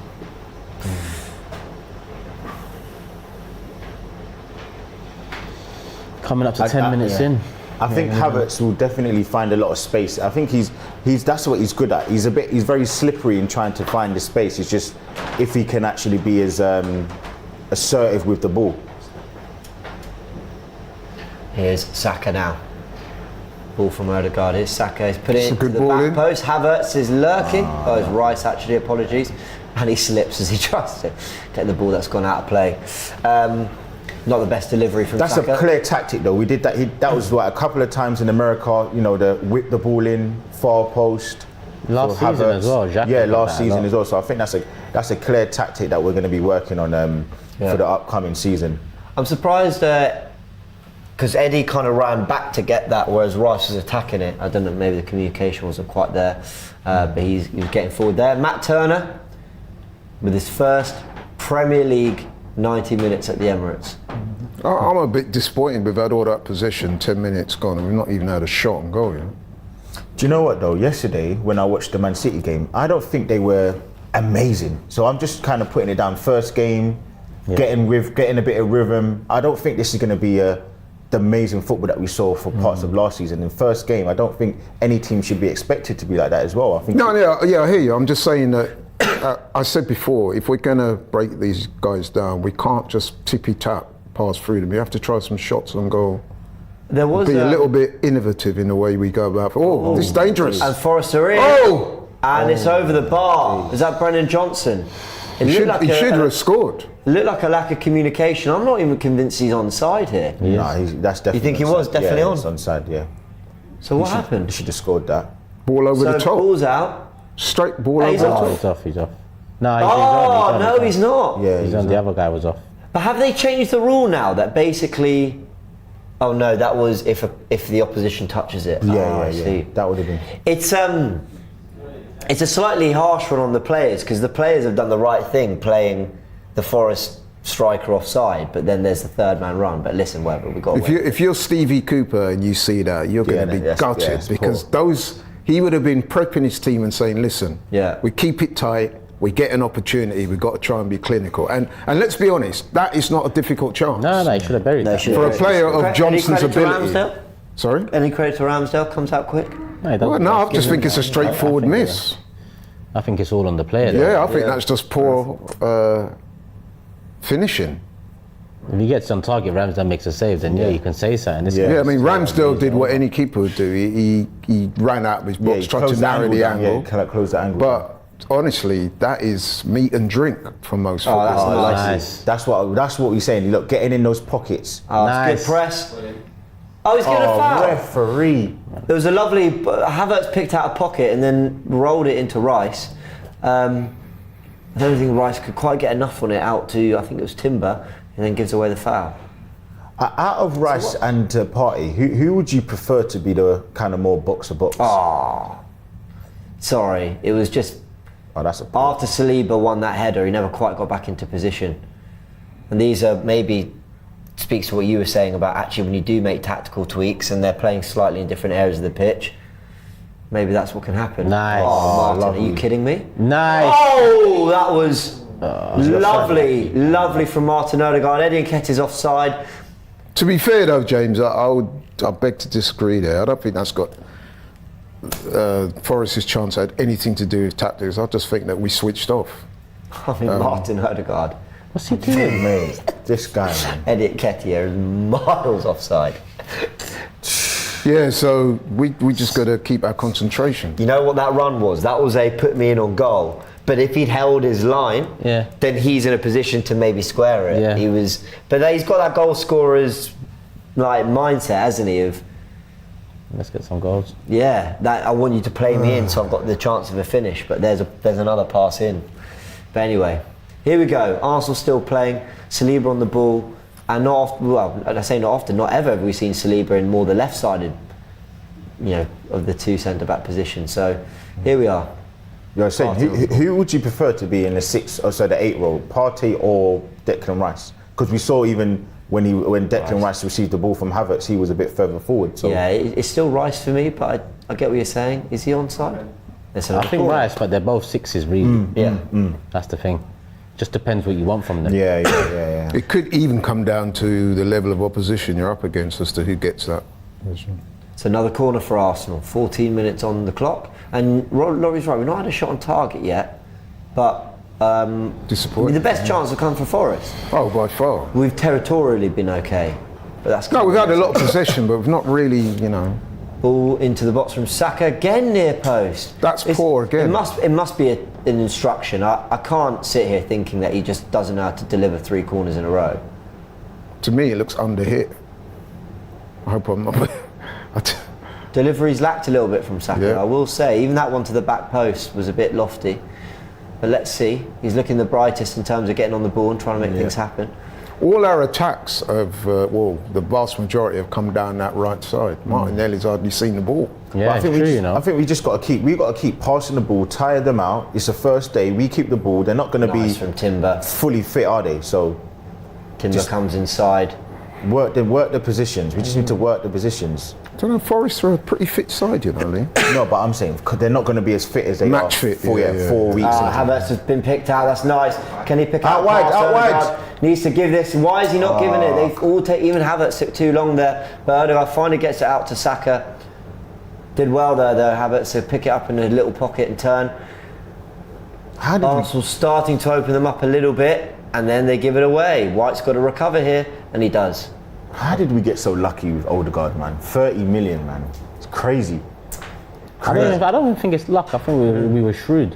Yeah, I agree. Yeah, but I mean, in Everyone- terms of if we had got him, like he's a 60 million pound player easily. Easily. Well, yeah, now. Now, yeah. Now, if Paqueta's going for however much 80, he's yeah, going yeah, for, yeah. we're talking more than 60. We were. That is just smart business, man. Yeah, I agree. I think a lot of our players, actually, when you look at how they've developed, you start to go, yeah, those fees are looking good now. The Partey release clause, Ramsdale at 30, White at 50. Even Rice at 105, 100 million now looks in today's market. All I'll say Right is now. I want Rice over Caicedo anyway, and if you're talking Rice for 105 over Caicedo 115, then I'm even more convinced. But it's a ball into Havertz from Odegaard. He's making those runs. Saka picks it up, gives it away, and Arsenal trying to press and win it back. And is he going to give the foul here, ref? No, because they've. And Arsenal win it back. That's good. Rice, Partey doing well. Saka working hard. Arsenal winning the ball back in the middle for third. They've done that a few times now. And here's Havertz. He's finding the pockets a little bit better than he's done into the previous games. Yeah. Goes Need to back. start and trying to- rebuild is Martinelli. It's very condensed in there. It's a foul, ref, and he's given it. Need to start having some shots on goal. Yeah. Yeah, we did. I think it's a little bit too easy for Forest, if you ask me. We've got a lot of possession, we're tippy-tapping it around, but are we Laurie, really... man, it's just 17 minutes into the game. Let them. Arsenal are finding their feet too, Let you them know. warm up, man. This is the first game of the season. They ain't gonna be firing on all fronts. No, I get that, but I'm just saying we make it a little bit easy for the low block when all you're doing is tippy-tapping around. I want to see some shots, I want to see some Yeah, but this difference in the way we approach things. Teams get better. You know, they're hyped up. This is the first game of the season. Like we just need to. Man City played Burnley. They were horrible yesterday. Like They were already 1-0 up by this time. Yeah, it was 3 minutes, but we need to give it a bit of time, man. This is a new team, new midfield. I think we just got a little bit of time to. We ain't been poor. I do worry a little bit about how deep Odegaard's going to come, because you said it's perfectly the other day, Turkish. And he got 15 goals or whatever it was, something like that across the season. I'm all for mixing up the dynamics, but if he's getting his goal scoring now, and he's finding the net and he's getting some good finishes, he's arriving late into the box. Lovely. I kind of hope whatever we tinker with doesn't take away from that. Yeah, we should build on that, not It's too samey for me, bro. I just highest scoring midfielder last season, Odegaard. Yeah. So you In the want- league as well, was it? Yeah, you want him to be in and around the box. Yeah.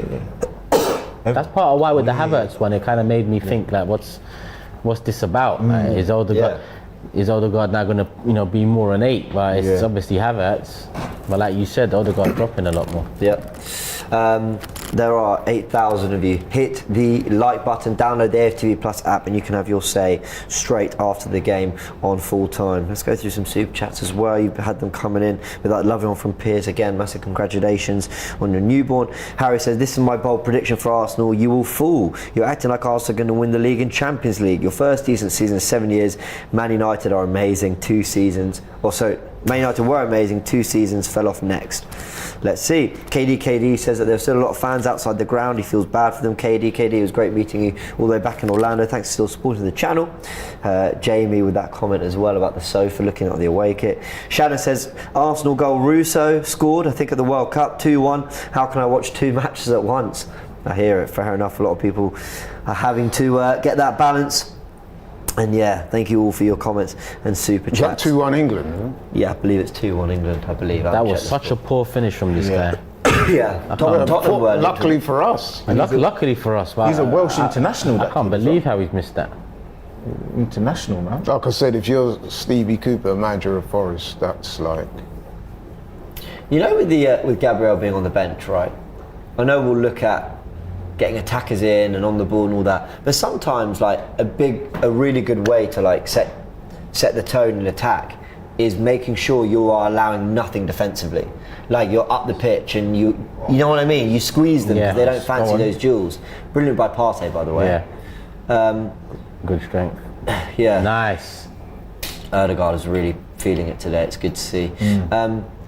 So, you know, I hope we don't look shaky defensively for lacking Gabriel, because that is also part of it. You don't want to give them encouragement. Here's Martinelli, and he's coming field to Partey. No, seriously, we've gone 20. I know you lot are going to Laurie, say. oh my word, you're doing 20 minutes gone, and we've not had a shot. Are you going to be on like goal. this all season? So 20 minutes gone. 20 minutes. And we've not had a shot on goal. Yeah, it's fine. What's our position? It's not a great start. I'm not saying it's a great start, but you've moaned about it 4 times in the first 20 minutes. Just let him. I'm not saying it's good. I'm not saying everything's great and like we should be over the moon, but you mentioned it 4 times. Okay, you're not allowed to. No, you can. But like, I think we just got to let them warm. Like I think this is the Eddie Nketiah. Look, he's got to make more runs as well. That's another thing. I think link up play. Look how deep they are. They're a better team than Burnley yesterday. So this isn't going to be like the easiest way to get the first goal. You know what, Laurie? We've got a poll going. Agree with Laurie's frustrations. I am 57% agree. But the reason, James, on a serious note, the reason was because we saw this a lot in previous Arsenal performances, where we've allowed teams to come and just implement a low block, and we've found it very difficult to break them down. And we've all said we need to be a little bit more creative in the way we go about it. So what is it you want them to do? So I'm saying, is it Forest are defending that brilliantly? I don't think so. Or are they just doing the basics? What is it you want them to do? I want them to have more shots on goal, number one. So how are they meant to do it if there's no space? Like they're trying to create space. What do you mean? We must have about 80% possession in this game so far. Well, let's find out from Frank. What are the possession stats? Yeah, so The possession stats so far, we've had 88% of the ball. But I think it's way too early to be getting worried about not having any shots at the moment. We're not even 25 minutes in. I think we've got more than enough time. Eventually, we'll break them down and we'll get the goal eventually, 100%. So if you're not worried, what are you complaining then? Exactly, that's what I mean. No, I'm making the point. Fair, but there's a difference between making a point and being But what's your worried. point? Your point is too early. Unlucky. Just let them have a chance to get into the game a little bit. To be honest, I think Laurie raises a fair point. Whether he raises it too many times or not, that's another debate. But we should, we're at home to Nottingham Forest. We were the main challengers to City last season. It's our only game week 1 for sure. I would have liked us to start. Look at that ball over the top to Saka there. We've been forcing it in the final third so far. I would have liked to see a bit more from us. At least a shot, at least a chance where I'm like, okay, now the fans can get behind them. They've all been frustrated by being kept out of the stadium for an extra half an hour anyway. Yeah. So we need Maybe they wait until all the fans come in. Listen, I think we had a half a chance where the ball got put across the box and there was no one in there. So listen, I think Eddie Nketiah's got to play as well. I'm not putting it all on him solely. I'm not doing that. But what I'm saying is, we have to get that forward to do more, a little bit more, like make better runs, try and find more angles. We've been in behind, and it's pointless just doing aimless shots for no reason, because that can just get Partey to shoot from the halfway line like he was doing last season. But it doesn't do anything. It might take that. Yeah, it might. It might take a Partey, and that's a lovely ball into Rice, who looks after well, finds Havertz. And the shot's blocked. He just took a little too long, but he's won it back. That's really good for him. Well, Timber as well. And this is good. A little bit of intensity. It was a forward run from Rice, and he rolled it back into Havertz, and that's really good to see. Inside. And Partey now gets on the ball, and he's looking after it well, isn't he? Whenever he gets that ball and he's being pressured, he's looking after it well. Here's Saka now. comes back, and now we've upped it. So now let's try and keep him pinned in. Do you know what I loved about that move? Not that it broke down, but that Havertz and Timber won it back immediately. So let's keep it going. Look, they've got every player in what the final. They're expected this though. Here's Saka now, comes inside. It's a lot. So who's holding the width? It's Partey now. In the middle. Yes. Picks out Saka. Shot, but it's blocked straight back to Partey. Again, let's keep this going. Lovely. Saka on He's side, not I think offside. he is. Tries to square it, it's a corner. That's better from Arsenal. Come on, man. Just 24 minutes in. Give him a little break. That's better. It's a better intensity. Still no shot at the end of it, but at least we had them shaking a little bit. Come on. 25 minutes on I would the agree. clock. The intensity has upped in the last 5 minutes. They heard Good you, to don't see. worry. They heard you all the way from here, around the corner from this. They got the watch along on. See that screen by Arteta? He's got the watch along on it. It's Saka. Smash the like button, everyone. Show some love to the new curtains. Better corner now, come on. Still near post. Nice. And it almost And worked. it's pull back across, they deal with it. I think so. I guess that's the idea then. That's what they're trying to do. That's good Martinelli, play, lovely ball retention. He's got himself one-on-one here with, I think it's Danilo, and he's going around the outside. Oh my word, it's Nketiah. Square it! Yes! It's 1-0! Get him. Who said square it? Who scored? Nketiah. Who needed one touch on the ball? Martinelli. That's the first time. Let's That's the talk about first. Yes! That's the What a first goal. time Martinelli's got on the ball, and that's the first chance we've created. Whoever shouted square it, that's embarrassing. I did say that Nketiah would score. What Martinelli? Oh What a my goal. word! Oh, We needed that, man. Look, what a did. goal. We needed that. Do you see Listen, what man. I'm just saying? Let the floodgates open now. In this, my what was it? word. The 20th minute, you were moaning. It took them 5 more minutes to score the goal. Come on, man. Just Look at this from Martinelli. He beat. Come on. Look at that finish. Credit, Eddie. That was Good finish as well. That was good. That was good. That was absolutely disgusting. Come Oh, on. that was unreal. Come on. I will say that. The first moment on the ball. That's his first assist, right? Yeah. Oh, come on, man. Nah, Easy. that was good, Eddie. Well done. That's the I'm first waiting touch for he's you had in and the final Turkish to third. give Eddie credit. Come on, man. I'll give it to the number 4 You because it see? came off him. No. At the beginning of the game, I was the first one to say Eddie will score, Yeah, so yeah. people Yeah, don't yeah, mention yeah, Eddie to me. yeah, And look yeah, at what yeah. Laurie's doing. Guys, Turkish this, Turkish that. Bro, I said Eddie's going to score a goal. I'm not a hater here, okay? I'm not a hater. Well done, Eddie. Well done. But Deflected.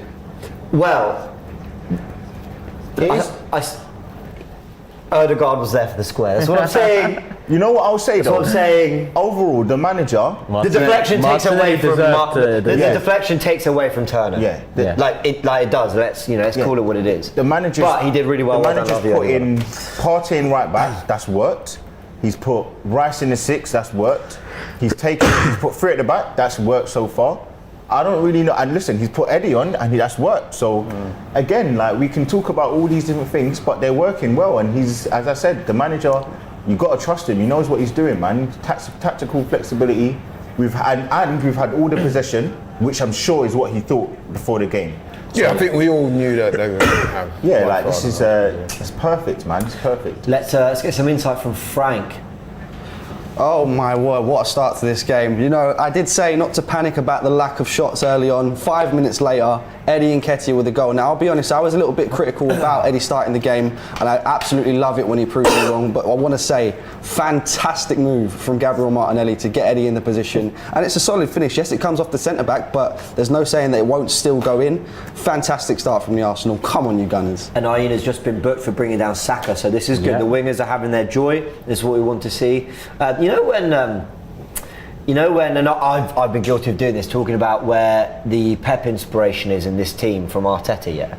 But the one thing I will say is that it's shaping up quite lovely. differently now after even more signings, and not just the inverted thing, but the way he uses Martinelli and Saka. We haven't seen Pep do that with his wingers for a long time. And I actually love that we're a team that plays with electric wingers like that. Yeah, I prefer that as well. Well, the proof's in the pudding last year as well. The top 2 wingers in terms of receiving the ball and taking on one-on-one dribbles were both Saka and Martinelli. So You see the way Martinelli won that back? Yeah, the winning back of the ball, even Nketiah just a minute ago, it's just been electric. It's been This is absolutely really good. I know it's the first game of the season, you expect that intensity, but this is good, man. Oh, that's nice from Odegaard.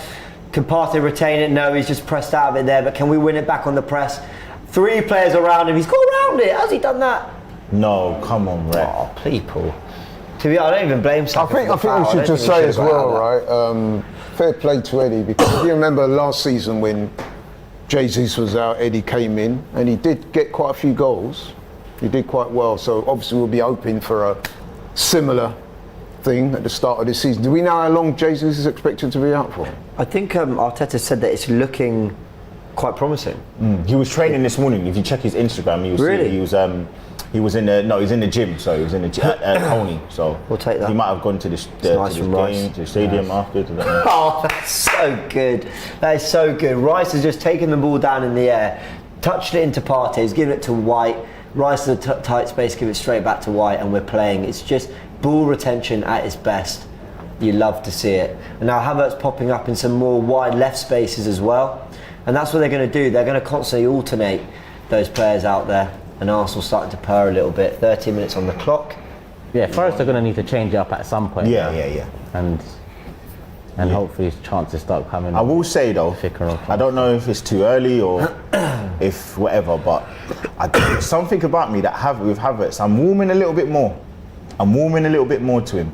Yeah, well, I hope so. He's 65 million, but I am. To be honest, I don't know what you've seen in this 30 minutes that makes you say that. No, you know what? I'll be honest with you, right? I was about to ask No, him. hold on. I'll tell you. I I was just about to say. I think with the positions, I think once he's more acclimatising the team, I do think he's going to be able to contribute with goals, assists, and I do think he is showing a little bit more in terms of his overall game than what I saw at Chelsea. That's just me. And look, the other thing I was thinking about, and look, no one's going to care about it because he's 6'5". here it is, Havertz and beyond. Oh, and that was a good ball, Good run off the ball and a good ball. But I was going to say, look, the work rate, the running, the intensity, these are the things I didn't see at Chelsea that I'm seeing here. That's good, that's I'll good be honest, from Havertz. I feel like he's been a lot better. I do. The ball. Yeah, it was. Fair play to him. I'm warming a little bit. Listen, Havertz, you have my attention, my friend. You have it. You have my attention. And Arsenal have a corner now. Good. Runners off the ball. Partey talking to him now. Kai Havertz. Who's on this one? Martinelli. Yep. In swinger. Rice to the near post. Someone surely! Eddie's in the box. It's tight. What are you, man, doing? Someone should have just got banged men that. in the middle. And now Saliba wins it nice. back. And now Partey's on the ball. And this is really good. This is pinning teams in. Saka, is he going to get shot away? Oh! What a goal! Bukayo Saka! And it's 2-0! What a goal!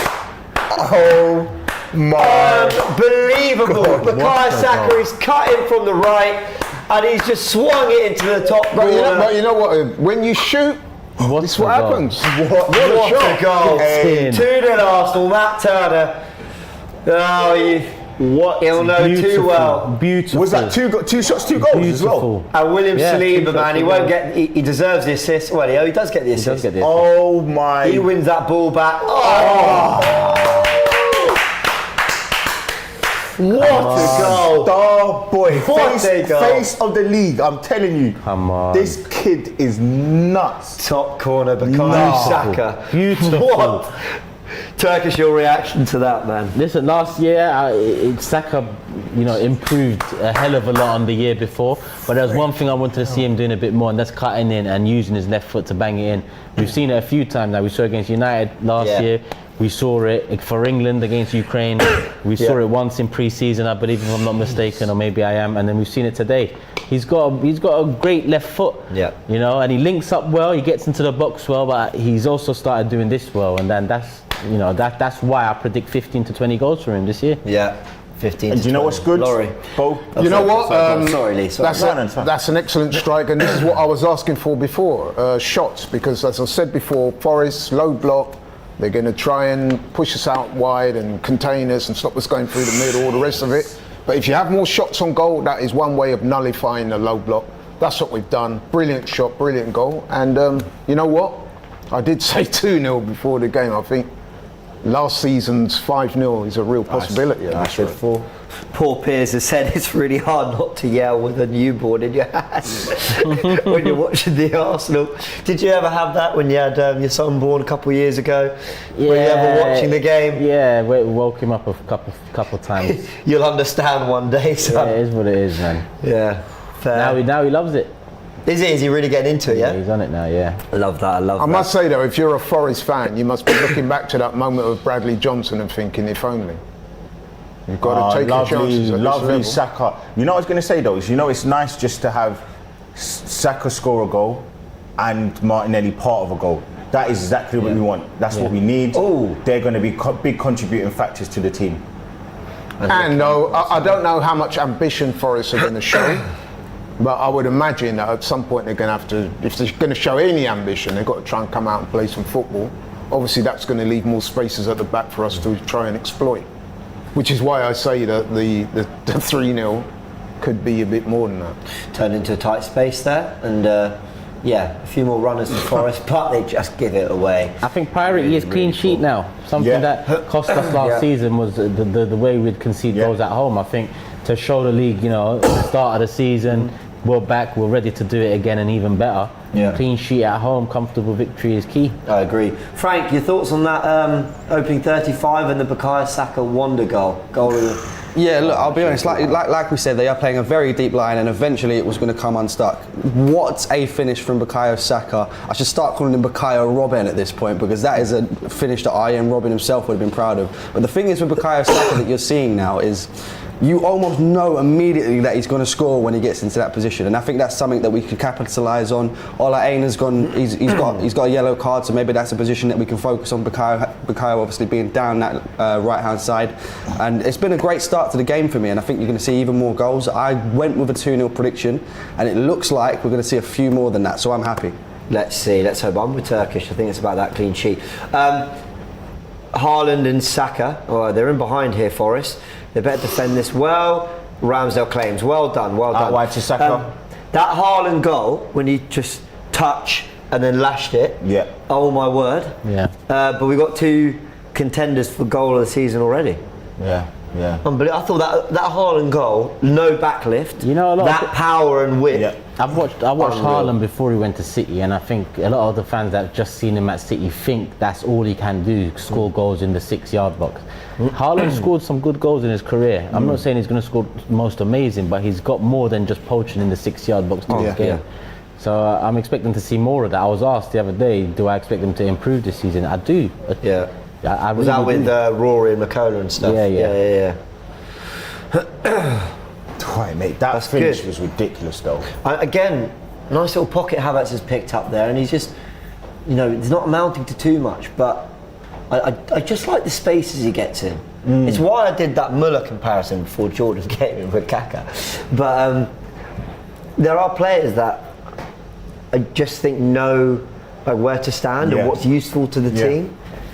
The thing is, Muller was also a real technician and a goal scorer, so there's all that to come. But Martinelli, are you kidding me? Oh my gosh! Are you kidding me? He's just gone round. Oh! He should have gone left foot. Why did he not? He's gone to the outside of the boot square to Eddie. That's my guy. I think if he left foot's that though. Yeah, that's my guy. That's another assist. He's done well goodness. there. Here's Saka. You predicted him for player of the season. Yeah. Here's Odegaard on the ball, and Arsenal probing a little bit. Martinelli. He just makes things happen, doesn't he? Here's Odegaard now, and he's found Eddie, and it's blocked. Odegaard with a little through ball to Eddie, but it's a good block, and I think they're giving a corner. Or is it gone up for? This football is disgusting. You know what? It's liquid. It's liquid with football. Martinelli, it's that little turn of pace there, just left the defender. I think he got them through the legs. Yeah. That is liquid football that I'm seeing there. Wow.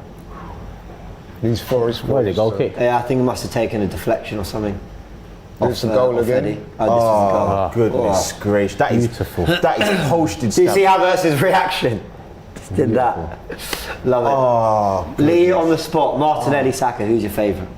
It's like picking between your kids, but go on. Martinelli. Laurie? Sorry, can you say that again? Martinelli, Saka. Who's your favourite? I know I'm evil for doing that. I would rather not say who's a. He's 1A and 1B. Why are you bottling it? I'm not bottling him, man. I'll just, you know what I mean? Pick who you prefer. You're always calling people out about Saturday, and now you don't want to pick who you prefer. Martinelli or Saka, Laurie? No, I'd rather not, man. I don't want to do that. I don't want to do that. He's bottled it. Because you asked me who's my favourite. Well, you asked me who's a better player. Martinelli, I prefer You Martinelli. asked me who's my favourite, who's my better player. Well. Huh? However you want to put it. I would say Saka at the moment has the edge. Saka edges it for me but it was Martinelli end of last season. I think I'm just recency biased with that goal.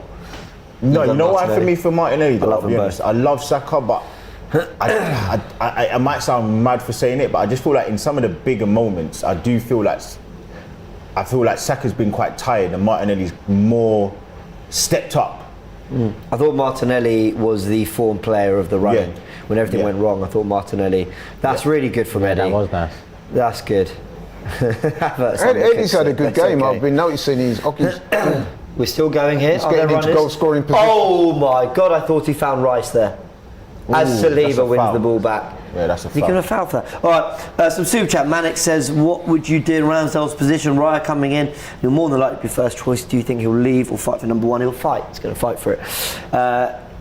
Knowing Ramsdale as we know him, he'll fight. He said bring it on as well. He did say like bring it on, like he's ready for it. So KD said it's not a deflection, it's under the leg, good shot. No, they did get a deflection, KD. Like it, we saw it. Whether maybe it doesn't make a difference, but it did get one.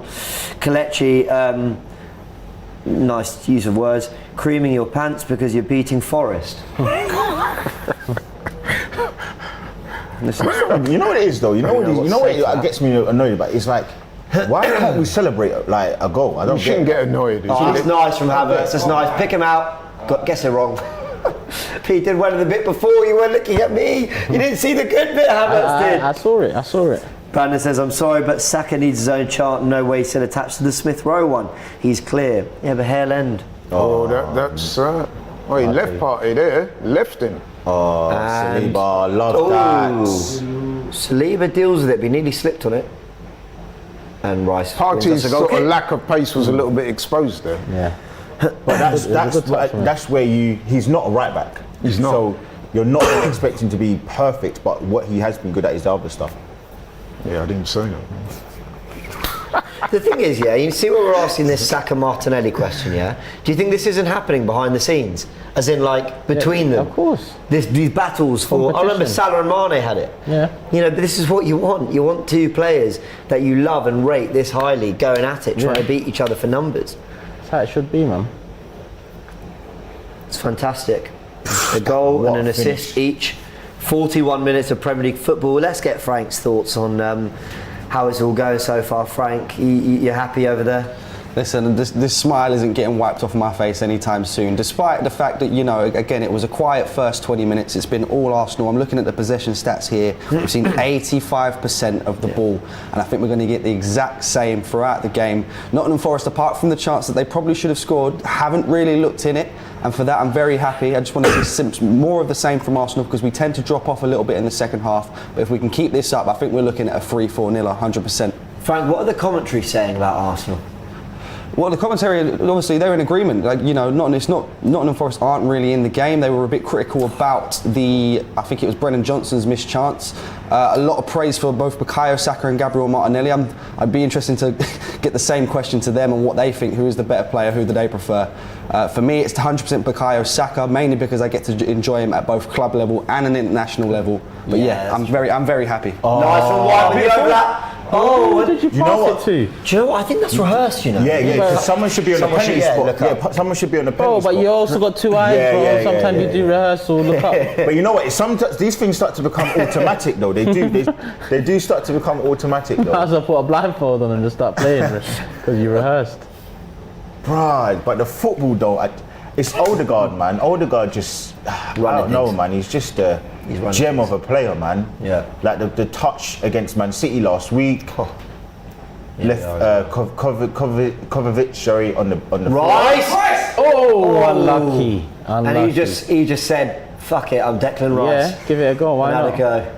Matt Turner with a nice catch We there. need some of that in our repertoire. Listen, Rodri does this for City as well, you know, shots from distance. Not a bad Sometimes effort. you need It's a that. good effort as well. Yeah. Good effort. That can help pull defenders, because if you don't have players that can do that, they're not worried about you shooting. Couldn't agree more. And Partey, over the years, he hasn't really built a good reputation from shooting outside the box. Oh, that's why Odegaard, again, he got quite a few long shots as well last season. Yeah. There are 9,000 of you. Hit the like button. Just hit the like button for Arsenal's performance. Eddie nearly slipped in. Unlucky. Nearly winning it back. Unlucky. I like this pressure though off the Odegaard ball. is I really like this pressure the off the ball. counter press, man, it's just too good. 72% Saka. Very interesting poll votes. And Arsenal keep going. Martinelli, he is in the wars all the time, isn't he? Since he got that assist, he's grown into the game a lot more. Yeah. Anytime he gets the ball, the players are backing off. He's beating his man. There was a moment just before where he won the ball back, played it across to Saka. So he's getting more involved in the game. The goals are in quick succession. Can you give us the minutes, Frank? The goal minutes. So we have Eddie Nketiah's goal in the 26th minute, and then Bukayo Saka's goal in the 32nd. Yeah, 6 minutes apart. between them. When it feels, it did feel like they came quite quickly. Oh, Odegaard, unlucky. And Gibbs White wins his header, and they're just trying to get out for us. Here's Partey on him. And okay, they have here now, but we've got plenty of men back. That is just work rate. That's just work rate. The counter press, man, is too good. I've got one complaint though. It's added on. We haven't seen a Timber faint yet. Maybe second half when Forest start coming out a bit more. All pre-season. Do you think though, like, I know it's early, but do you think that Arteta will make the right subs at the right time? Because I don't know if you remember, yesterday Haaland got taken off. There was another centre back for Man City and they brought him Gvardiol. So like, I know like Saka, Martinelli, Trossard's going to come on. So like, just making the right substitutes at the right time. Do you think he will do that today, or do you think he's going to? If it hits 3, yes. Yeah, inevitably there will be substitutions. I mean, in modern day football nowadays, it's a squad game, as we all know.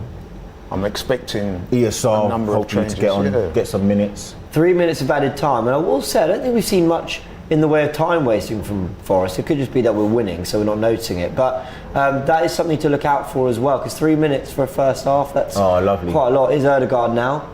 Oh, he nearly picked out White. Oh, we're going to Havertz wins it back. Well done. This is what we want. He didn't really. Yeah, he but he won it. He won it. Listen, Havertz, you got my attention, my man. You got it. Oh.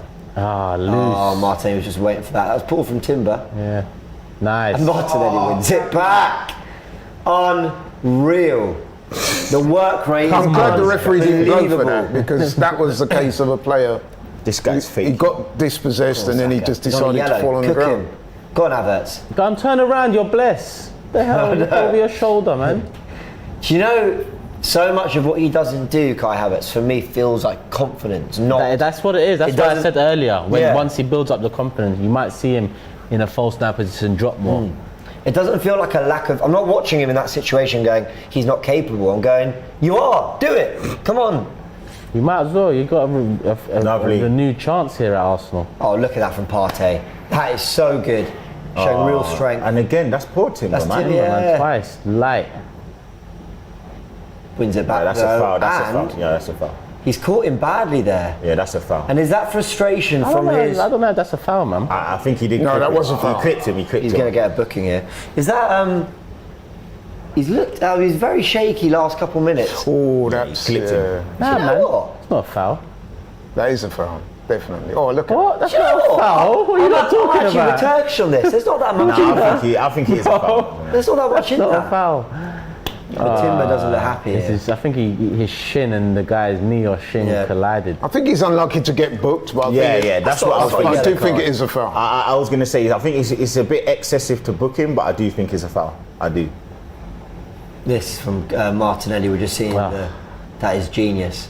They haven't even shown the other one when he dragged it back. Yeah. You know they're going to say that he didn't mean that as well, right? Of course he meant it. Do you know how you know he meant it? Because the connection was with his heel. Yeah. That's how you know he meant it.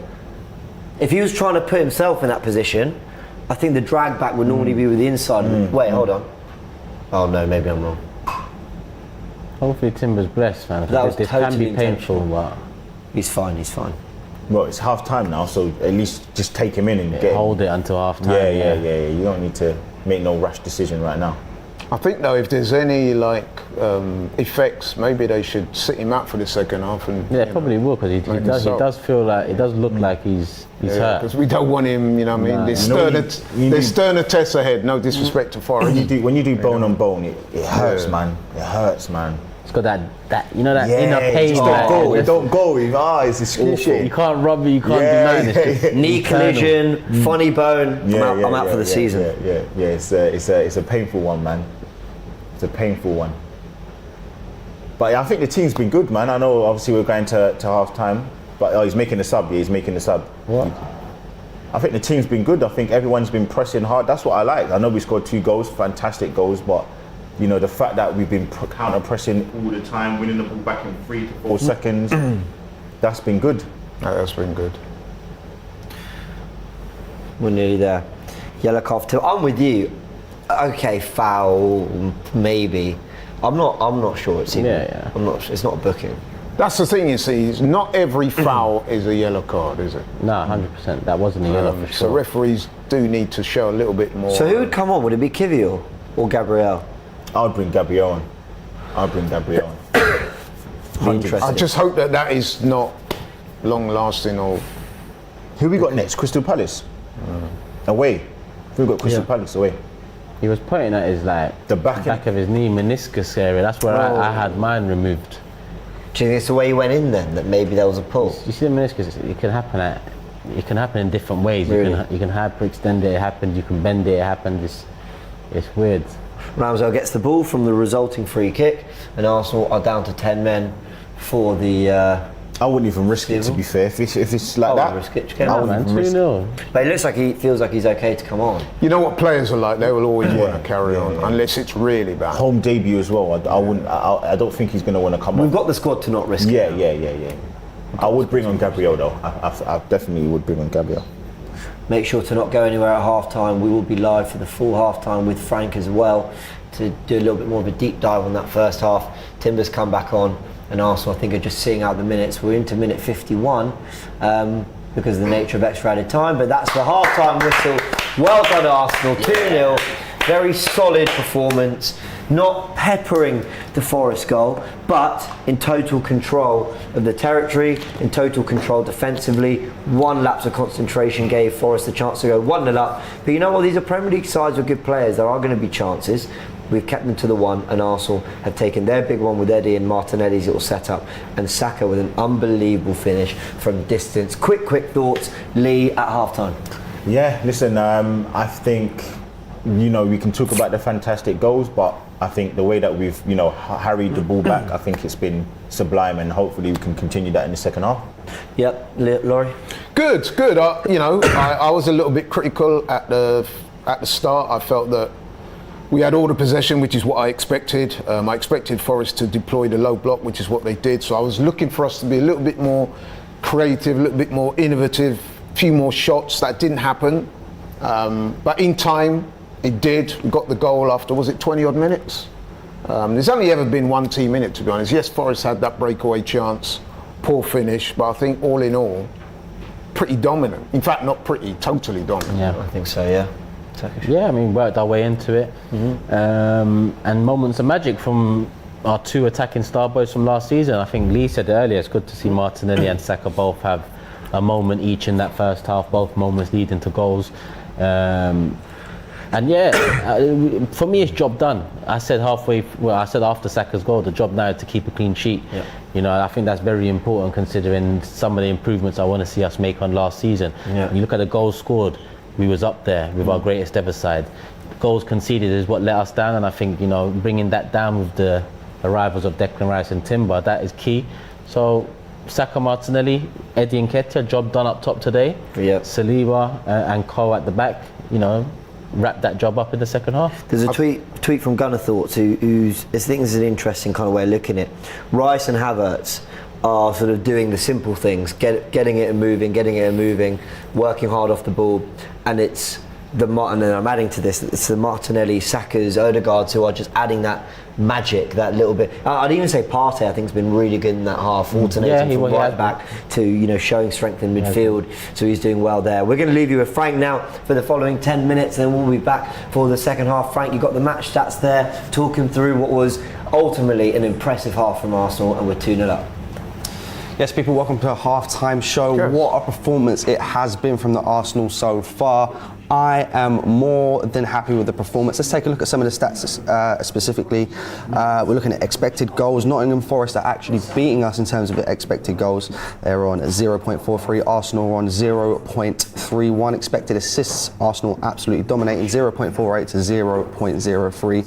84% ball possession. Now, I've come to expect this from Arsenal because no matter what game we're playing, we just seem to dominate the possession, and it's just become 101 for us at the moment.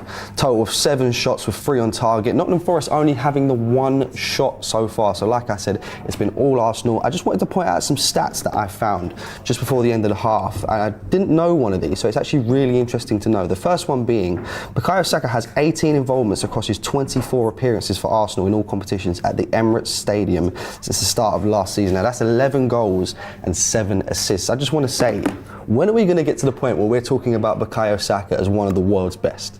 Because in my opinion, he's definitely at world-class level at this point. I know that might be slightly controversial, but I definitely think he's at that level. Let me know what you guys think in the chat.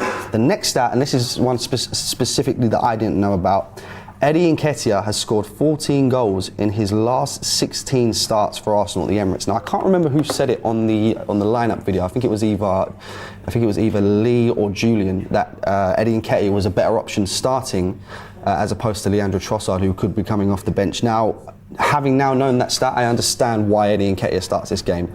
I'll be honest, I've been one of Eddie Nketiah's biggest critics. I don't think he's necessarily shown the best level of ability to be starting this game, but Mikel Arteta has the faith in him, so I'm quite happy to go with what Mikel Arteta says. And that's a fantastic stat, Eddie Nketiah, big up to yourself. I absolutely love it when he proves me wrong, so I can't complain too much. Let's see what everyone else is saying in the chat. Arsenal are the best. I absolutely agree with you. What a performance it's been. You know what? I'm happy. I'm happy. Let's take a look at some more of the stats. So we've got block shots. Who is it looked to be Arsenal's best performer so far? For me, obviously, you're looking at Bukayo Saka for that amazing goal. Arjen Robben would have been proud. Gabriel Martinelli with a beautiful assist. Eddie Nketiah with a very nice goal as well. Let's take a look at this specifically. I want to talk about something that happened before the game, and it's one our record signing, Declan Rice. Now, there was a video that came out before the game. As the players are coming out, you can actually see Declan Rice singing along with the North London Forever song. Now, I think that's fantastic. He's definitely a player that's come in and is immediately just adapted to life at the club. I really appreciate a player like that who just takes it all in his stride. It's absolutely fantastic from Declan Rice for me. Ola Aina on a yellow card. Is it maybe potentially time for Saka to get more involved in the game? He's been fantastic so far. With Aina on that yellow card, it's definitely a position that we can look at, putting a lot of pressure on going into this second half, because he won't want to get sent off. I think Havertz isn't doing much, to be honest. Now, I'll be honest, I think Havertz is playing all right. Again, another player I didn't really want to see start this game, but if it benefits the team, I've got absolutely no issue at all with being proven wrong. I'll take that. There was another one. There was a little bit of a controversial decision to have Thomas Partey at right back. Again, it's been working fine. Listen, it was a very experimental lineup from Mikel Arteta, but so far, all the experiments that we've gone with, they're working. Yuri and Timber, I don't know if he's going to come off or not. It looked like a slight knock, got the booking as well, but he's working really well in that left back position. I can't complain. Havertz was decent. So there's a few mixed opinions on the Kai Havertz. Some say he wasn't great, but some say he was decent. I said this exact same thing got said in the Community Shield, guys. So I'll be interested to know what everyone thinks about the Kai Havertz situation. Don't judge a player based on one game. Deluded. Who are you referring to in regards to that? Is that Kai Havertz? Is that Declan Rice? Let me know. What's everyone else saying? What's Declan for fame? This is just the start of his journey. Absolutely. Listen, I know it's a massive price tag. It's a huge price tag to pay for a single player, but he will adapt. I know his performances haven't been amazing, and they probably haven't been up to the level that £100 million player should be, but they've not been bad. They've been pretty average, albeit, but it will happen. It will 100% happen. I've got no doubt in that waste of money, Kai Havertz. That's just not fair at all. It's been 2 games, mate. It's been 2 games. Let's give him some time. Let's give him some time, and we'll see how Kai Havertz is. Take a look at a few more of the stats as well. 5 corner kicks to the Arsenal. A lot of them came pretty early on in the game. I want to know what people make of this short corner tactic that we're going for at the near post. It doesn't seem to be working very well, in my opinion. So maybe that's something that we can potentially change going into the second half. Who replaces Timber at the half? Well, this is a very interesting point. Obviously, we've got no Tomiyasu in the team, no Zinchenko in the team. I think the obvious decision for me has to be, I believe, Tomiyasu on the bench. So if it is going to be Yuri and Timber to come off, then maybe we look at bringing Tomiyasu in.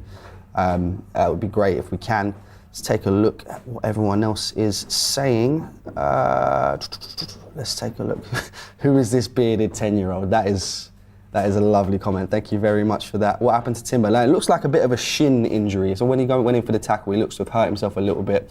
I think the commentators were saying it in the game. He's got very, very small shin pads on. So if you get a bone-to-bone collision, it is going to work. There's a poll in the chat right now, guys. Is Bukayo Saka world class? Now, for me, it's a pretty obvious answer for that one, but it'll be interesting to know what you guys are saying. Be sure to get over to the poll.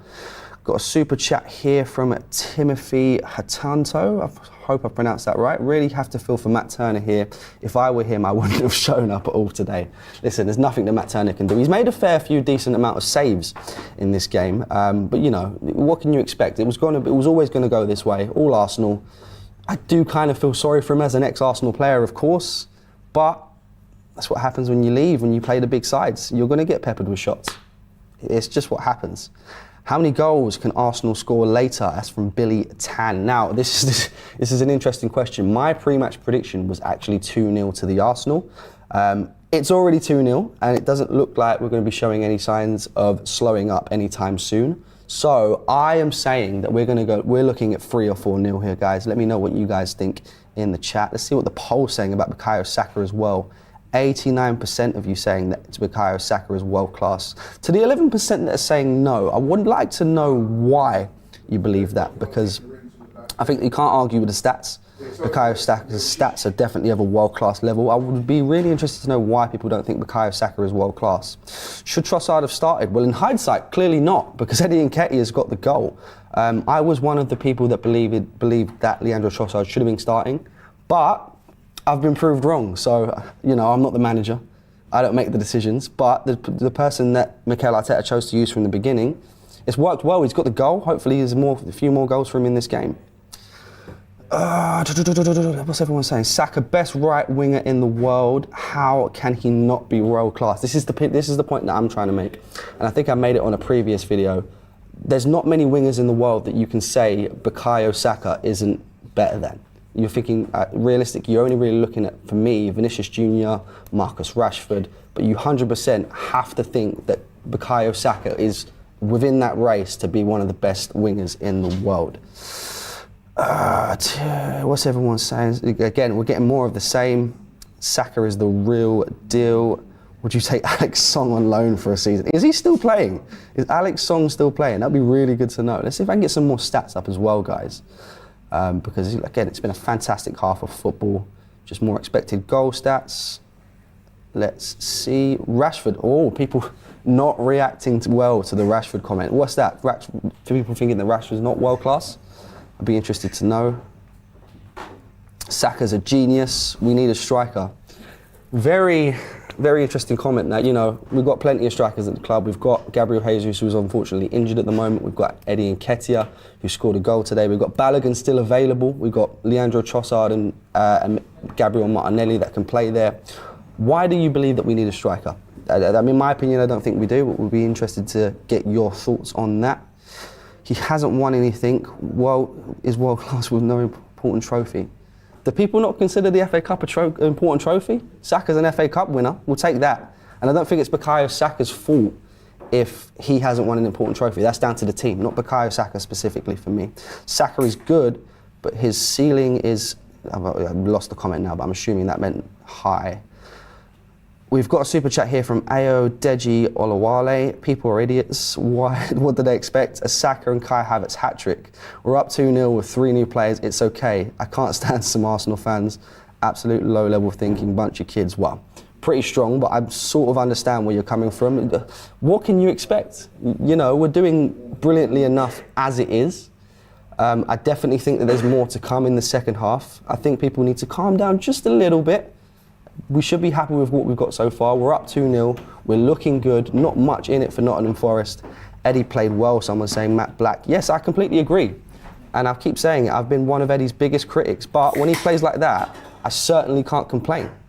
Saka for Ballon d'Or. Wow, that is a huge shout. I'm definitely thinking we're looking at top 10. I don't think we're going to see a Ballon d'Or level season from Bukayo Saka, but he's definitely within that top 10 region, 100%. Martinelli first assist was class. I completely agree with you, man. I completely agree. What excellent skill on display from Gabriel Martinelli. And he completely made the goal. Obviously, don't get me wrong, fantastic finish from Eddie Nketiah as well. Let's take a look at the poll results on the Saka World Class. So 2,600 votes. 88% of people saying yes to that, and I'll be honest with you guys, I've got to completely agree. He's of a world-class level for me. What more do you want Havertz to do? Listen, I don't think he's put necessarily a foot wrong. Obviously, I think it'd be great to see him score a goal. I think that would shut a lot of people up. If he can get that 100%, let's do that, 100%. Super chat here from Christian. Same person saying Saka not world-class. Is Kane winner? That's a very good point. So, if people were saying that Hary Kane is world-class, Hary Kane hasn't won any trophies. He's been at Tottenham for, I think the stat was 20 years. He's not won a single trophy, but he's scored 200 plus goals. But because he hasn't won a big trophy, does that not make him world class? That's a very good point that Christian's made there. So like I said, that's not down to the player. That is down to the team. If you're not in the right situation to win a trophy, then that's not your fault, 100%.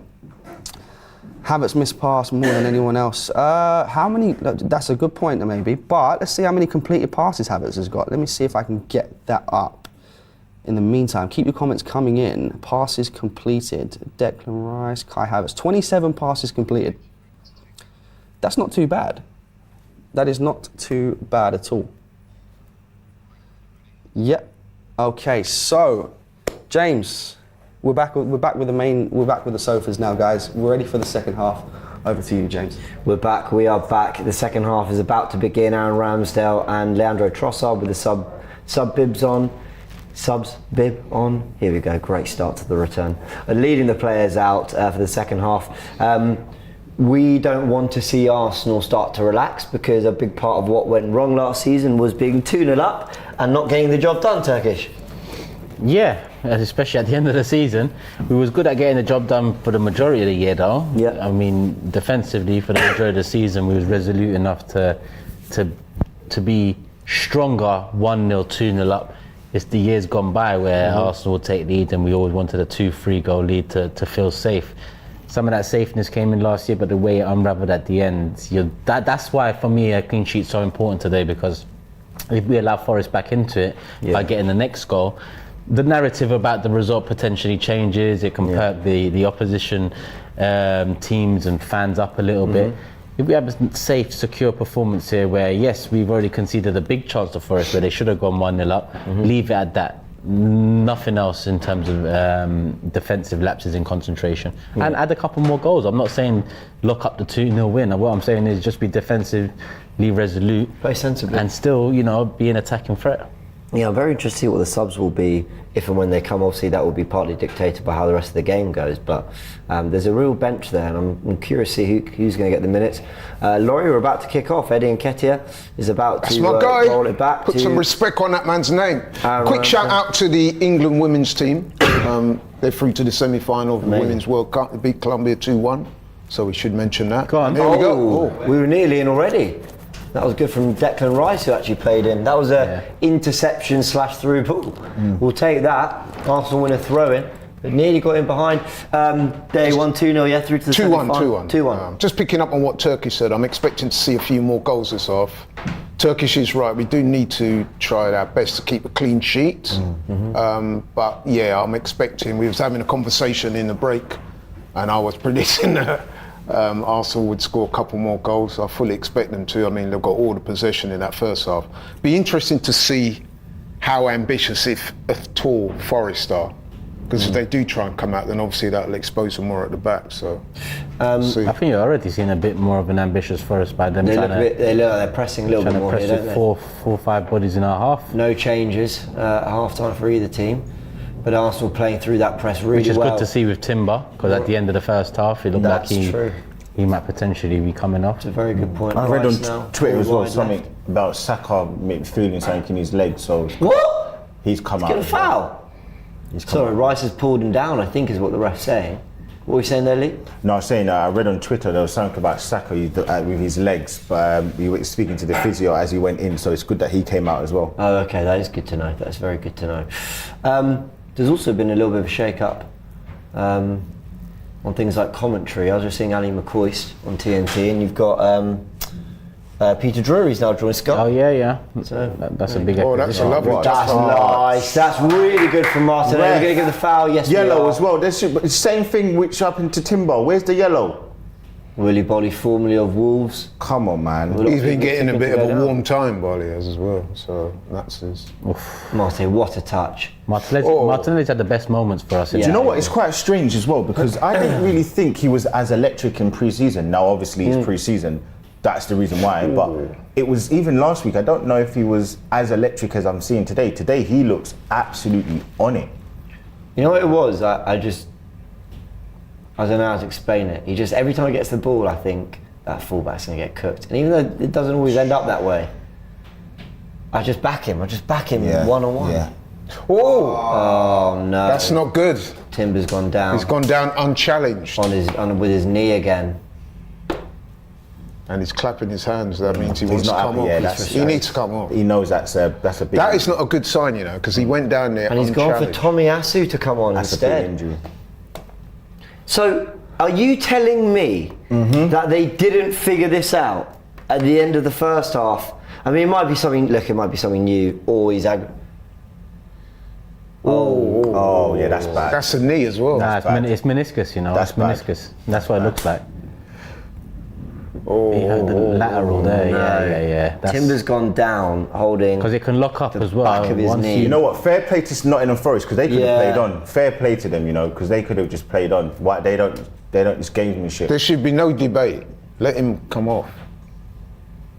Don't leave it up to What the player. now? Did he just tell the bench to wait? No. They Yeah, should. take it out of the player's hands sometimes. Yeah, man. absolutely. Player safety. If you've had 2 in a game, get off. The good news is he might be okay. Oh, It's a different knee, isn't it? yeah. It's a different knee. Oh no, it's not. No. Wait, what's Same he knee. holding? No, it's the right knee. It's the right knee. Oh, is it? Same knee, yeah. The right knee. That's a bit worrying, you know. Oh, maybe they were saying stop for the because they not bring on like the carrier, the stretcher. Sorry. Oh, maybe. He needs to come off now. Well, Timber's limping off. Let's hope it's nothing too serious because he has been so cold for us since he arrived. So that move of that proposed move of Kieran Tierney to Sociedad, that's off now. And I was going to say, good thing Zinchenko's coming back. That's the bloody good thing because we're going to need that. So I think Mikel's talking to Tim. You don't normally see that, you know, kind of stopping the player touchline to ask him what's up. Maybe he's just trying to gauge whether he thinks it's serious. But Tommy Asu's on. This is the thing, you see, going down the tunnel, Timber. 2 games and 2 injuries to big players. Yesterday we had De Bruyne. He came off injured, and now us today. Well, that's why you have squads. Oh, that's. And they're trying to figure out what to do. Just give the ball back to our back four, and on we go.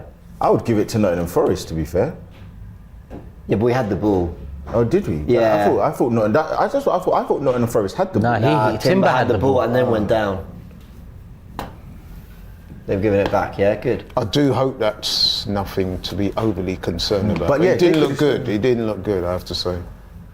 So Tommy Asu's on, and you know, it could have been Nketiah, could have really been Gabriel when we talk about how the back four shapes up. But he's gone for Tommy Asu. I mean, Was that an Odegaard touch? Wow. That was nice. in the context of this game, it probably doesn't matter that much. That's good from Eddie, you know. But Oh, overall, it's Odegaard. Sorry, you're saying in the context of this game. in Yeah, the well, context of this game, him coming off, I would have Tommy thought, Asu with a strike, good shot. but Probably doesn't mean low. too much. But obviously going forward, it's early in the season.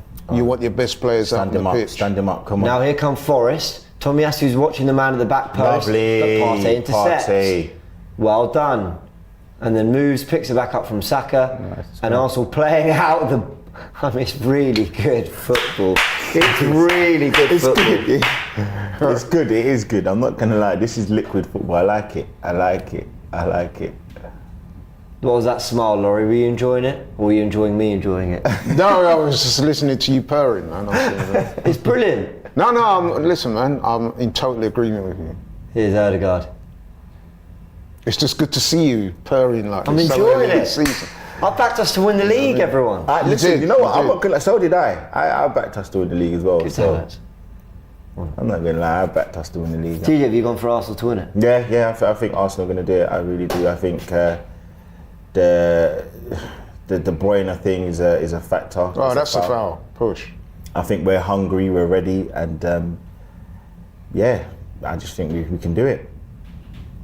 Here we go. Let's hope. It all starts today. I'm surprised Forrest haven't, well, I guess he will come on. Elanga, I would have thought he might make a bit of sense up front. That's nice. Probably see him soon. Yeah. I think that's a good signing for them, actually. Off his face as well. Here's Saka. Can he get the 1-2 with Odegaard? He's double, triple. Oh! No way. I thought he actually did them both. Bukayo Saka out on the right wing on the edge of the box. 2-3 players around him. Nearly squeezed through them all.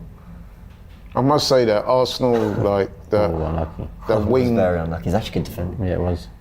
their wingers, Martinelli and Saka. I mean, you're coming up against two of the best in the world, really. Nice.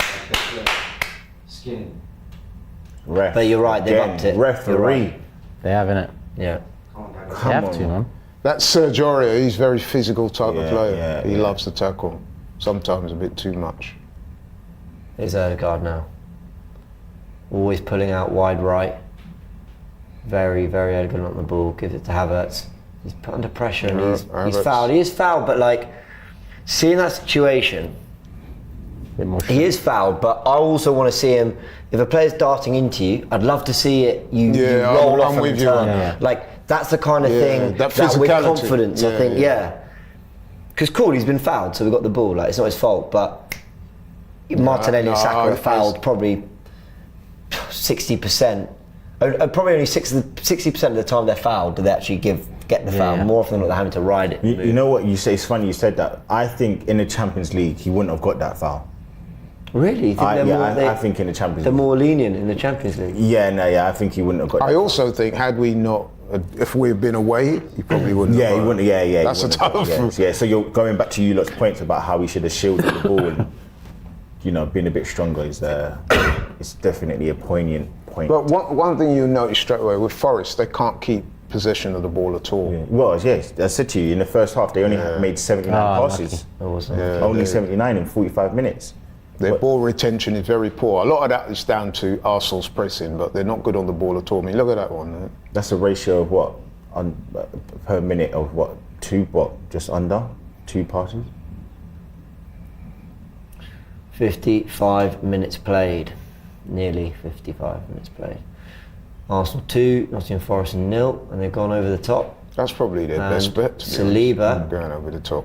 goes back to Ramsdale, and is You know that that? thrown? Was that? That's going to be Forest's best avenue of attack, to go over the top. Yeah. They do miss the big lad up top, Owini, the Nigerian guy. Owini. Yeah, you can see that they miss him because he has that He's on the good bench. speed and Yeah, power. if it stays 2-0, he'll come off the bench soon. because he's a handful. 2 balls on the pitch. If it goes 3-0, we might not see him though. You would think if we do pull away more further in this game, why would they risk it if he's just come back from injury? Yeah, exactly. Arsenal fans in full voices. I do think there's going to be, obviously in terms of relegation, there are going to be some real dogfight Havertz. down there. Havertz gets that out, and now. Oh, Forest. where's the Saved by marking? It's offside. It's offside. Oh, okay. Do you know Well what? off. I want to give some credit. Havertz wins that header, and then they all get up the line. Yeah, it was well offside. I saw it. That's good. Look at that line. That's really good, you know. Yeah, That's really good. a good save. Great save. all of that. It's all part of it.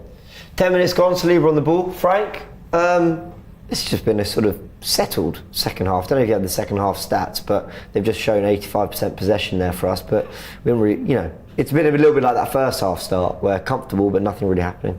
No, absolutely. And like I said, I wanted to see more of the same in the second half, and I've definitely seen that that energy from the Arsenal team. Yeah, you're correct. 85% possession. I obviously want to say, I'm hoping it's nothing too serious from Jurrien Timber. If it is a meniscus tear, I believe that can be anything up to 3 months. So that would be quite a severe injury to have. But that would be a case of, maybe not even letting Tierney go out on loan to Real Sociedad or transfer or whatever it is. But yeah, in terms of the performance itself, I'm very happy. I do want to see a couple more goals. It looks to be all Arsenal once again, and I'm hoping to see that. Do you mind just scouring Twitter or anything for any injury news around Timber? I mean, it often takes a little bit longer for something to come out, but I don't know, sometimes they drop some early info, so if you see anything, do let us know. Rice on the ball now, and here's Partey. That's our right back, If you did have he rushed the ball a bit there. Obviously, you're talking about Tierney. He probably wants to go. We're trying to get rid of him. How do you manage that now there's an injury? Do you say, look, you're staying no matter what? Yeah, you made an issue. Yeah, because you speak about it earlier on about letting players go, and we spoke about players having some of the power, like you've given good service, etc., etc. So, would you still let him go? And we've got Zinchenko and you've got Tomiyasu, and how would you work that? You know what, right? I'm not being funny, but I was thinking that myself just before you spoke. Like, his reputation as a really good club man is going to be tested now, isn't it? Because so the story goes, he's on the verge of a loan move to Sociedad. With the injury to Timber now, I would imagine that the club are going to say, well, actually, we need you here. Yeah. Does he kick back on that and say, well, actually, you know what, let me go? Let me have an opportunity to play? Or does he just say, okay, listen, I understand. It must be a bit of a quandary for him. Yeah. He's well within his right to make the decision himself. Which way will he go with it? It's interesting, because obviously he is a club man, but then also he has his career at stake, and he wants to be playing football, doesn't he? I'd prefer keeping him. Everyone knows that, but at the end of the day, if he's not in the manager's plans, then I'd get rid, to be honest, only because I don't think he likes him in any formation. So that's the only reason why I do it. If he does go, I'll be sorry to see him go, because I've said on these shows many times that I'm an admirer of Tierney. But as a manager, you have to go with your best options, and at the moment, Timber has looked outstanding. Jason's in the comments saying we do this a lot when we're 2-0 up, we play like we've already won. Do we need an intensity lift? I think yes, but then I said that in the first half and I got accused of panicking. So because it was the first half of the first half. It was the 20th minute when you kept saying it, and the 10th minute you kept saying it.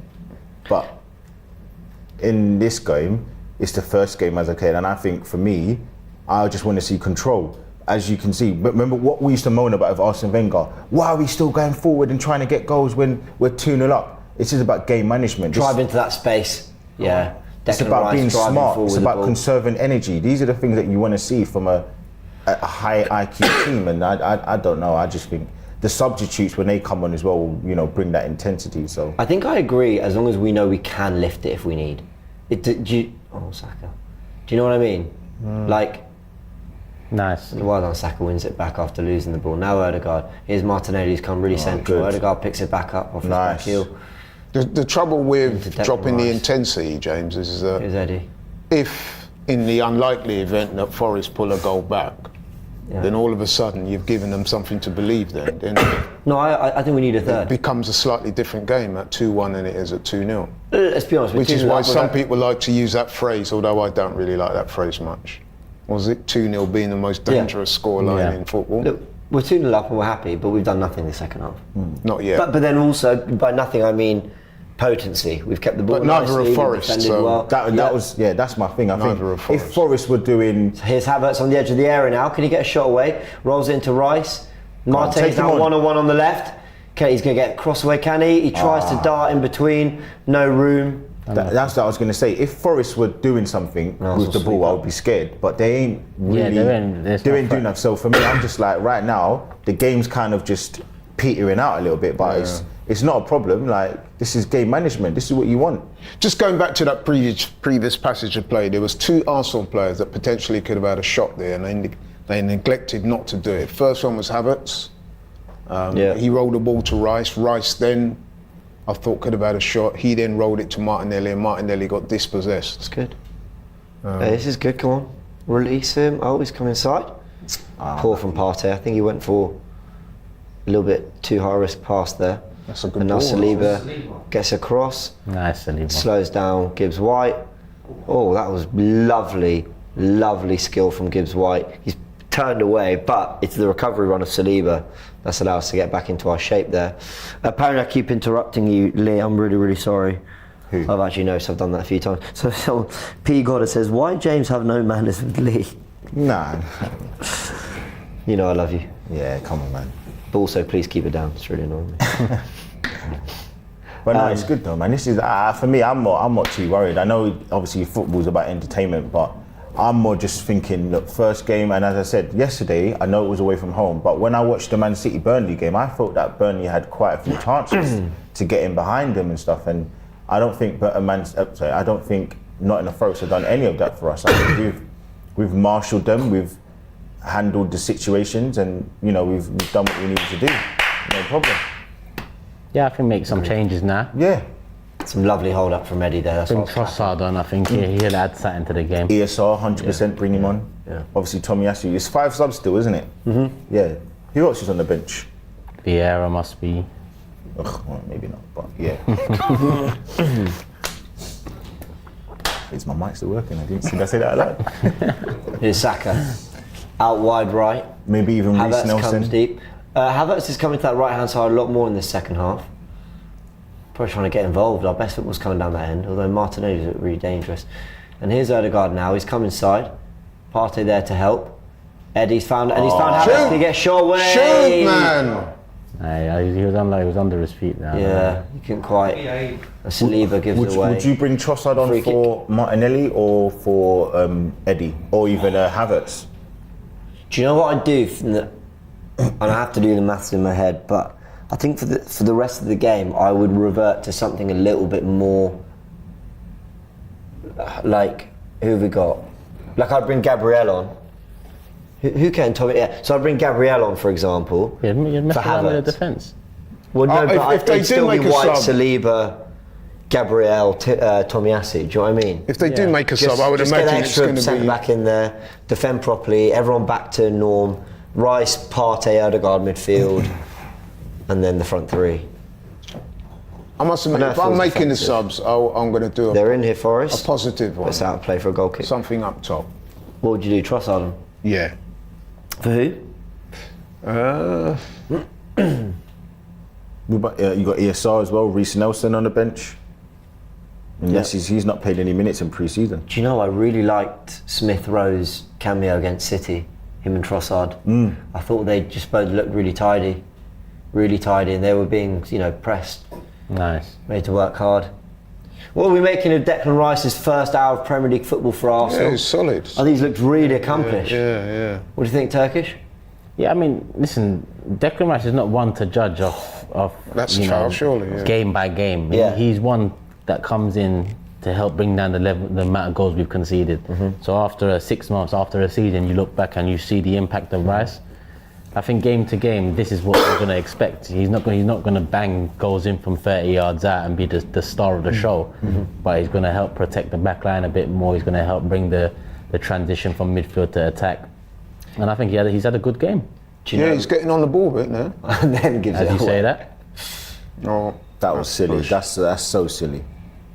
That's so silly. Sergio Aurier, listen, mate, please. No, that was silly though. Like, It was silly He's, for he's going towards his goal. Like, you don't. Yeah, but Aurier's a wind-up. Former Tottenham, all that. Do you know what I think Arsenal's shape has been in this second half? I think it's been a 3, diamond, and then a 3. I think Havertz is playing more off Eddie. Because Rice... Closer to the, Yeah, Rice and Odegaard seem really wide. Partey seems very central. It's just like a 3-diamond 3. Check out Tactical Insight on Monday. Well, his best position in Bayern Leverkusen was that second striker. So kind of makes sense. He's given a foul, yeah. Brendan Johnson gives the foul away, Saliba goes down from a long ball, and if they hadn't given the foul, that was Forest in. So anyway, 66 minutes gone. And Arsenal they've not asked questions of the goalkeeper, Matt Turner. They've had nothing so far. I must admit, Forest have been pretty disappointed, haven't they? They've not really shown much. Oh, this is when we touch a big plank of wood down there. So far, I mean, we have to say, we have to tell the truth. They've not really offered much. Yeah, these games for teams like Forest are more or less get what you can if you can. Or just, not make it a high number, innit? I mean, this is so tactically flexible because we're talking about Partey being the right back in this team on paper and off the ball. And we've seen that. I've been watching when we don't have the ball. He is tucking back in there. But then the whole thing shifts because then Rice goes further up, Havertz comes more central, and it's constantly moving. The whole team has to be in sync.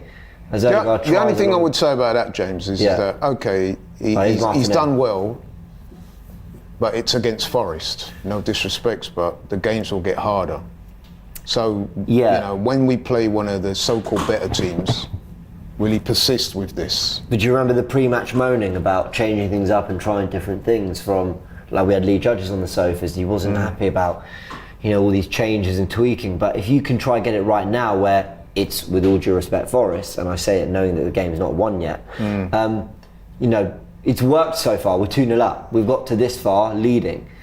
And this is the time to try it, and it's working absolutely. So far. All I'm saying is that substitute Forest for, say, I don't know, Chelsea or, a better team. Will he persist with Partey at right back? That remains to be seen. Will. No, I don't think so. He'll mix it up. Super chat from Noah RL. It's a question for you, Lee. Do you go gym? Arms are huge, bro. Love for the panel too. Football only, man. Football only. Well, I'd rather your comment over mine. This is coming from C Jackson. Says James needs to go. It's football only, man. First game of the season. You're judging me off the first game. Please. It's unreal. Here's Saka. Do I need to go Turkish? I'll get back to you. I'd rather you just told me to fuck off, quite frankly. No, but you know what it is? Big arms is not conducive to strength or fitness, is it? That's what I tell people. So what are you saying? He's big for nothing, basically. No, not really. No, but all I'm saying is that you don't have to have that kind of physique to be physically strong or, Even Lee will tell you that, right? I don't know what he's trying to get at here, bro. No. I don't know what he's trying to do here, bro. Yo, the game's on the TV, bro. Oh! Good shot. Sky, bro. It's not a slight against you. We already know you're diesel already. Counter. And here's that Danilo. Oh, that's nice. And he's gone wide. We've got showing a bit of ambition. Someone should have just done a tactical foul there, That was a really good drive from Danilo there. Was it we linked the effort? We were linked to this guy. Ramsdale, come. Were we linked to that Danilo? That was the guy who was linked to, innit? The DM kind of. Yeah. Yep, come off Partey. Ramsdale That might have been why. I was worried. Boy, Arsenal were just a bit scrambly there getting back. There was a foul on Danilo there. I have to say that it was actually a good passage of play there by Forest. Actually showed a bit of ambition. I'll tell you what, if that had gone in, boy, Raya. Well, we're not out the woods yet. Get them gloves ready, mate.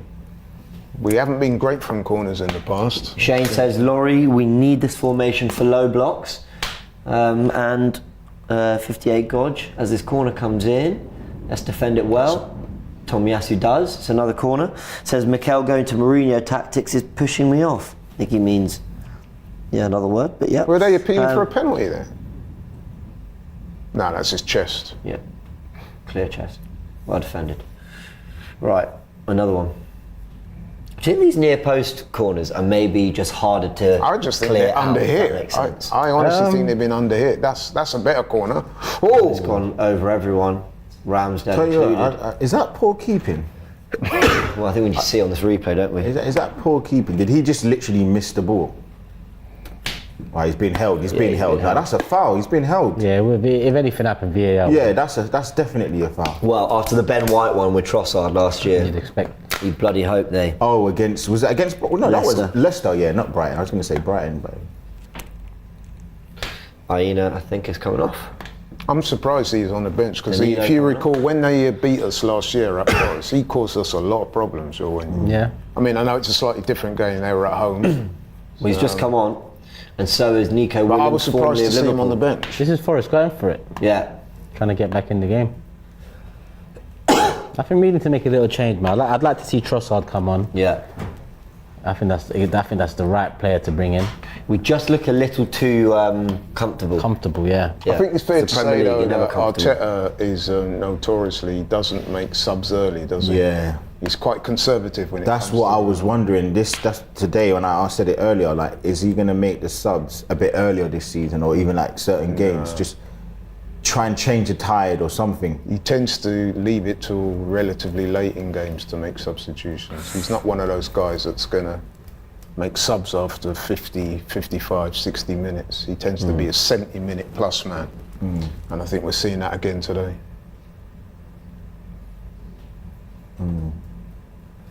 Is there any news on Timber? Or is that too soon? Nah, too soon, I'd say. Oh. So Laurie, I ain't got your season. So predictions. Ramsdale's just had a. So I've interrupted you again. That's so rude. He's had a basically a goal kick intercepted, and it's gone out for another goal kick.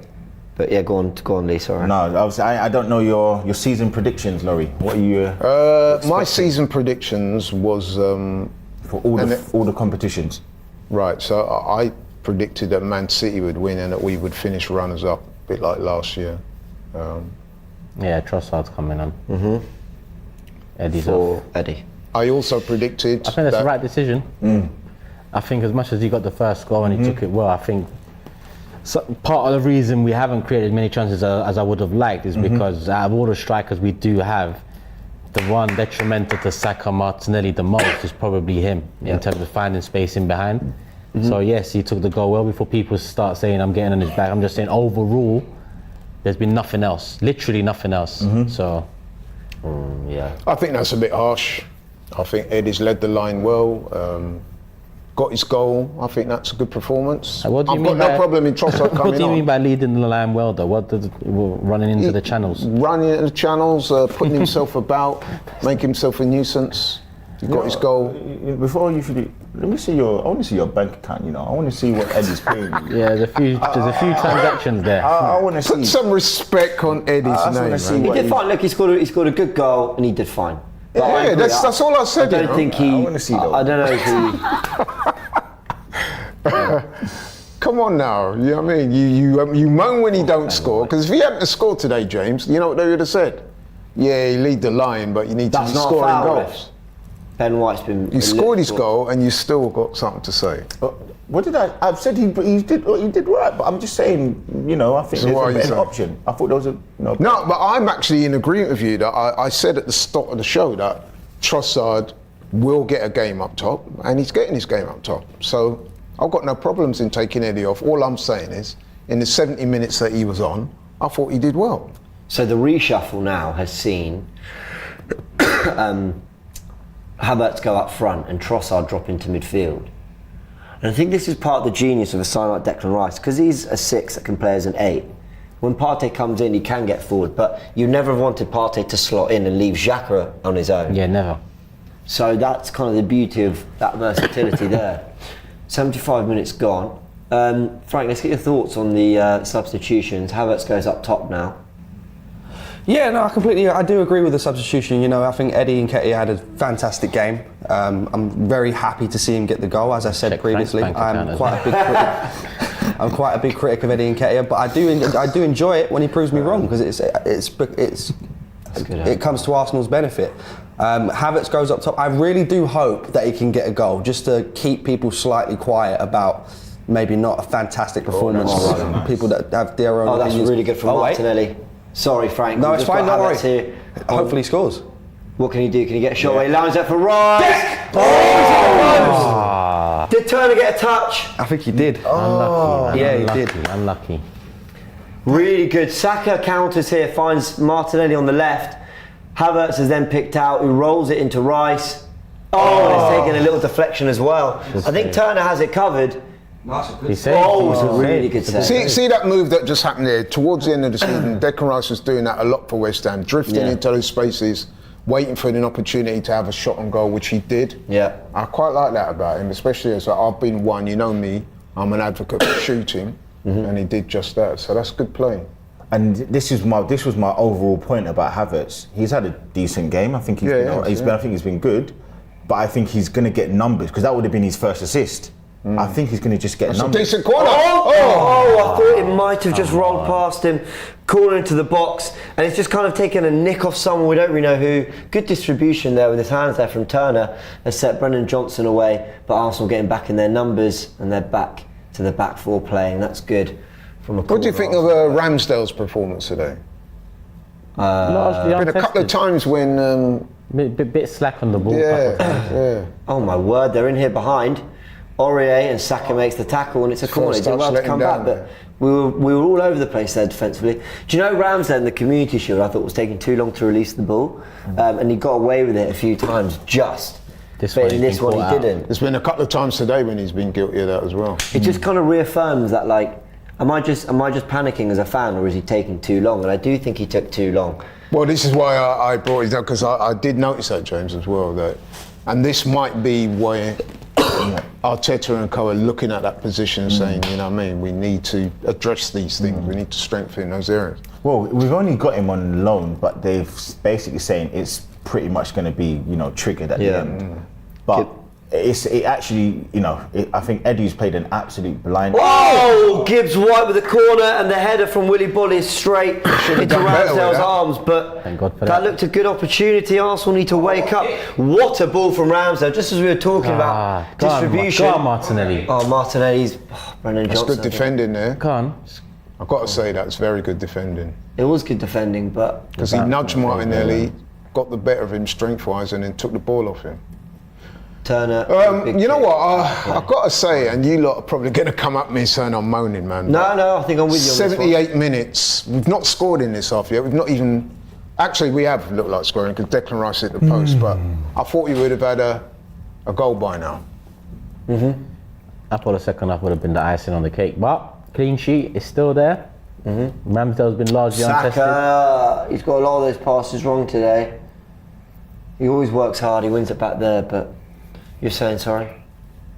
No, I mean, I expected more chances to be created for sure, but I'm just happy to see the score still at 0 for Forest.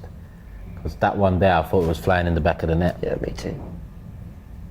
That's good defending, no? Yeah, Rice Stayed with his man. at least made it a difficult header for him. 78 minutes, we're approaching the final 10. What they say, no stretcher, he doesn't want to come off, because now if you come off with an injury, Yeah, 30 you have to stay off seconds, for you've 30 got to stay off. seconds, yeah. But you know what as well, I'm interested to see what we play like next week, because I think last season, everyone would comes agree we Alanga. played really well away from home for the majority of the season, and it was at home that we had some funny performances. So it could even be the same thing. Like next week, Crystal Palace, we'll play quite well. I think we'll play quite well. Well, hopefully, I should say. And it's a Monday night fixture, it's not ideal. Yeah. It's Well, the ones that a few years ago would be Monday night, last Palace. season we had the Monday night first game of the season, and I think we won 2-0. First half we played them quite well. That was when Jesus was on fire. But second half we held on. Ben White got a yellow card in the first half, and we marshalled Zaha. So, and they haven't got Elise as well. So I think we should do quite well against them. I'm not relaxed when it's just 2-0, because it's one goal and it's stress. Yeah, this is what I was saying earlier. Well done, though. Well done. Come on, we got... I thought he got it right. But he's pulled it back. that was for the pullback. That's good referee. And I started to wonder whether this would be a little bit of a tactic. Oh, Saka's in. What? He's he taking took it it too too early, quickly. yeah. Taking a free kick too quickly. Will a Forest player stay down a little longer, knowing it's going to be added? And then there's that added pressure now. If you're if they show up 8 minutes, that's almost kind of more stressful than just playing the last 8 minutes of normal time. Do you get what I'm saying? Yeah, in the games with maybe Arsenal, City, and Liverpool, Arsenal, and the games with Forest and Bournemouth and so on. Yes, but in this one, I don't think we're home, we're comfortable, we're 2-0 up. I think whether it's 2 minutes or 8 minutes added on, it shouldn't increase. Oh, Rice! Oh, he's just not connected properly. And Turner, with the most dramatic of saves you'll ever see, puts it out for a corner. I would have liked him to get a goal today. But you know what? He's getting in positions. Yeah, that's the thing. And I think he's going to get a few goals. You know, and that's the thing. Havertz is the person to replace him, but I think just getting numbers all around the pitch, I think that's good. I think he tried to catch that. You're right, Lee. That's why it looks so dramatic. This is what I was saying. Arriving in those positions, looking to where he can. Getting because I think even that Holding scored. Everyone scored for us. Good delivery again. Near post, but they've cleared it, and now they're trying to drive forward. Can Rice and Saka with the two of them there? Now someone's got to get out to the player wide left because they've got Al-Nini getting in the box. He's coming a long way, and Al-Nini pulls on back for Forest. He is rapid. It's 2-1. This is what I was saying at the start. Why didn't they? I mean, listen, it's their business. But From I was corner. so surprised. Is that an own goal from Havertz? Nah, he bloody got poked in the eye or something in the corner for us. Oh. He was holding his face. Nah, I don't think it's not a foul. Mate, who was that on the wing? He showed a real burst of pace there. He got head-butted, not poked in the eye. All right, but then He started the move. Did you know that? He started the move and finished it. Yeah, who was that on the ball? Who was that? Look all that way they've come. Left Saka. No, it's so crap. Poor defender, man, because all Al-Nini did is pull back, 2 steps in, he's in front. That's poor. It's man. Oh, God, it's him. Good finish. Yeah, they are. If I'm a Forest fan, I'm saying, why did you not start this guy? Honestly. And now Arsenal need to up it.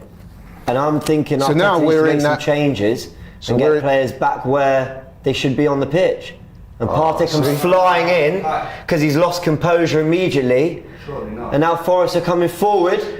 And there's a shot Thank over the God bar that guy, from Gibbs White. Gibbs White made the wrong decision there. I know. That's a very selfish decision he made, and that's great for us because he takes one touch there. He's got one man on his right where he could. Come on, look how exposed we look. Look, that was poor. Partey's jogging back. Come on. So now we're in that position that we spoke about, myself and Lee, where we were saying all it takes is one goal. Now Forest now. It's a different game. It's a different. That's what I mean. Different game. And Gabriel's coming on. Yeah, it makes sense. And it better be Havertz coming off, you know. Makes sense. Get your proper back four on the pitch again. And look at the experiment. I think there's been some positives to it. But just get everyone where they need to be now. Come on, Trossard, you've got to come away with this. Good work, good work. Yes, good work. Well done. And here's Martinelli now. Now go wide right. Come on. Get up. Someone's gone down. It's also Nice. Come on, just play. Fucking come on. go in the middle. What are you doing, Martinelli? He's thought about it. He's dived. That's a dive. That is a dive. He's telling everyone to get up. Who's that? Is that Saka? Yeah, Saka dive there. Here's Odegaard. Nice. He's played into Havertz, who goes for a shot, but he's still got it. And now here's Odegaard on the ball. And now Arsenal upping their intensity to try and get a third. But you think, where was this earlier? Clean sheet.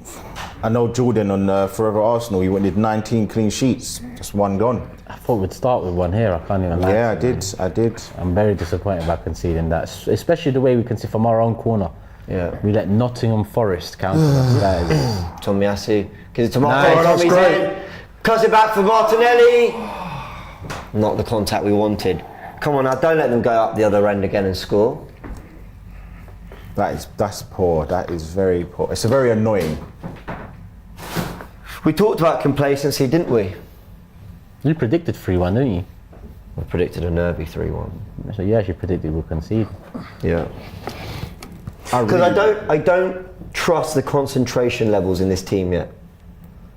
And that's proofs in the pudding. And it's not look what we did to City last week. It's not about shape, it's not about players, it's concentration. It's what's weird, if we got the third, I think there'd be less chance of us conceding. Yeah. Because we'd just be But far... it also puts the opposition off. Yeah.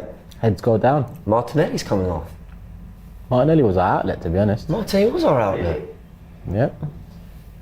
I feel like he's the easy decision to make. He's done a lot of running today. When He's it's put out of himself him, when it's about. out of him and Saka, Why not Havertz? Is it set pieces maybe, once Havertz is height? maybe. All right, now the back four's back in place, so they need to wake up now. Rice and Partey in midfield, Ben White restored to right back, so the back four's now White, Saliba, Gabriel, Tomiyasu.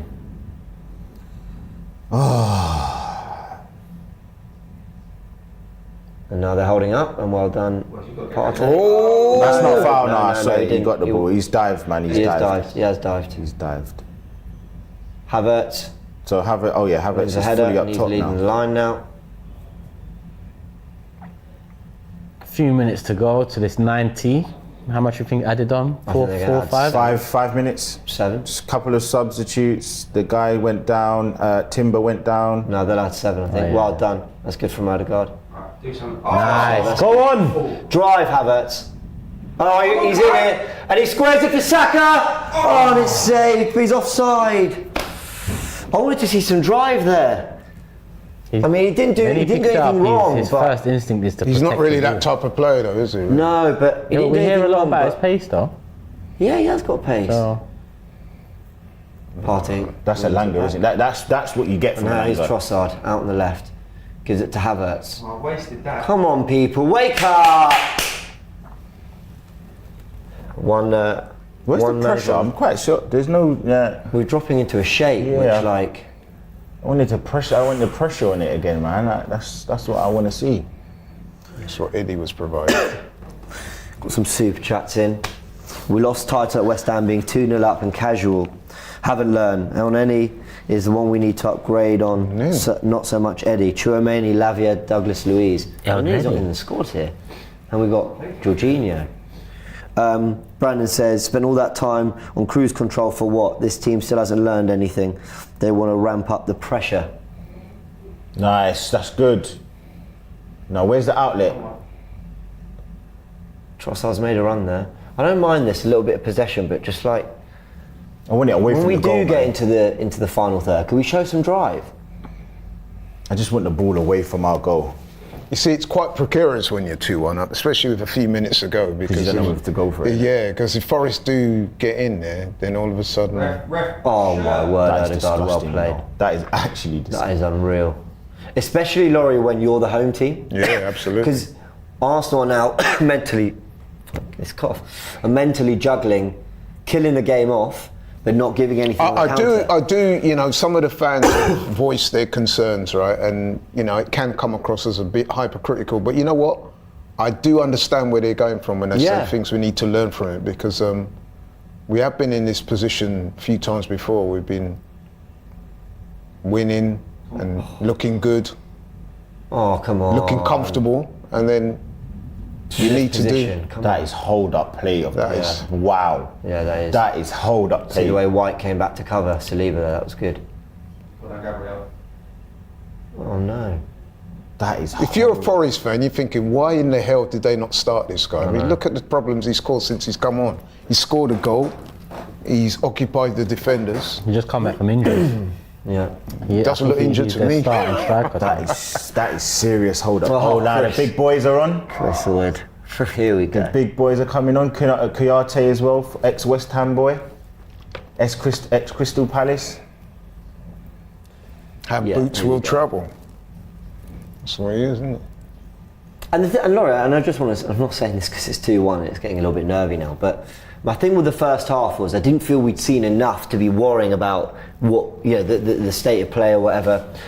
But I do wholeheartedly agree with you. In the second half, How long? that's why we were talking about things like complacence. Oh, go on, Havertz. Right. Go on, Oh, Havertz. there you go. Go on, Havertz. It's your moment. Fucking hell, thought that was man. You've done handball, you know. everything.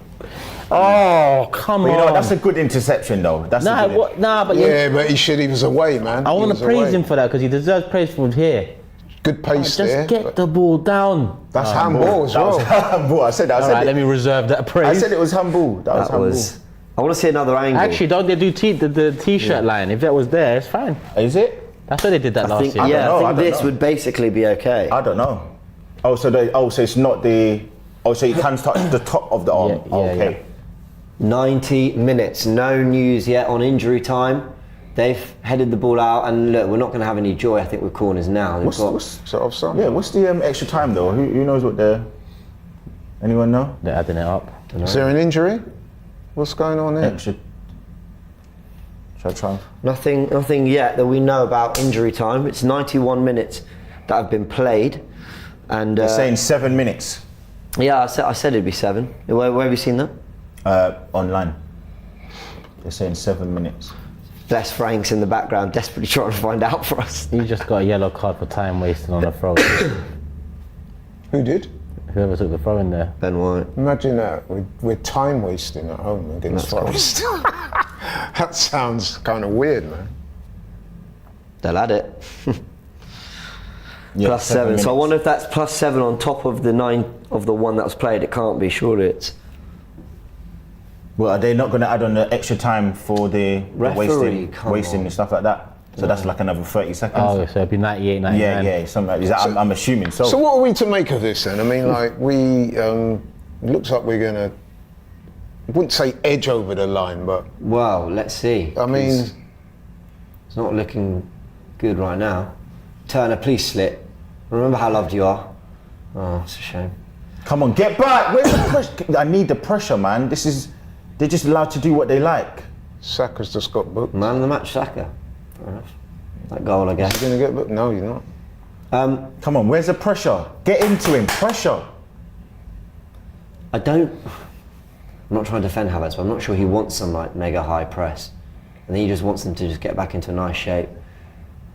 Come on, This guy's There's that guy again. He's causing us problems. Rice. Oh, lovely. Declan Rice. Let's bring Havertz, run forward! Run forward! 0 work rate. Good pace. Oh, Trossard's that's done really nice. well. Aye. Trossard Trossard. has That done is unbelievably excellent. well. Can people help him though? Don't shoot. Shoot! Why did he shoot? That was excellent Why did speed. you want him to shoot there? Why not? Because he's 40 yards out. Yeah. Where's Havertz's work rate though? That disappointed me. Look, Kai's worked hard. That disappointed me there because he's won the ball back, stretch the defence, just run up the pitch, get us up there. Very little support. I was impressed by that turn of pace by Trossard. Yeah, I listen. don't normally associate. I him with couldn't being a believe. pacey I literally guy. can't believe. He's like a little road runner there. Yeah, but He's not slow, you know. He's Wow. really not slow. That shocked me. I'm not gonna lie. That is Football actually Manager gave him 15 out of 20 for speed. So if he doesn't give the foul, is he giving it yet? But that's time wasting. Isn't that going to just add on? That is the rule, isn't it? They stop it every single time for time wasting. That It's something like that. That's quite clever there by Havertz because I didn't think that was a foul. Is it clever or is it just a bit? In the wider scheme of things, it's a few more minutes. Well, what I will say, to give Laurie credit, I don't think we should be going, tooth and nail against teams like Nottingham Forest at home. Not after you're 2-0 Yeah, I up don't at think we half should. time. No, of course we shouldn't. Yeah, that's a bit disappointing. I will. I know I've been trying to say Kind of this first ending on a game. bit of a damp squib. Yeah, I'm not gonna. I mean, one of our players got booked a few minutes ago for wasting time. I mean, like, come on now. No, I agree with all that. There's that man Now again. they're leaving players up. So every time this Look at happens, this guy, He is man. He's a beast. He is an animal, He's a beast, bro. bro. Malanga did well there. They cannot get the ball off of him. If No, I he's said on the earlier, if place I'm a here, Forest fan, I'm asking Steve Gill, why did you not start him?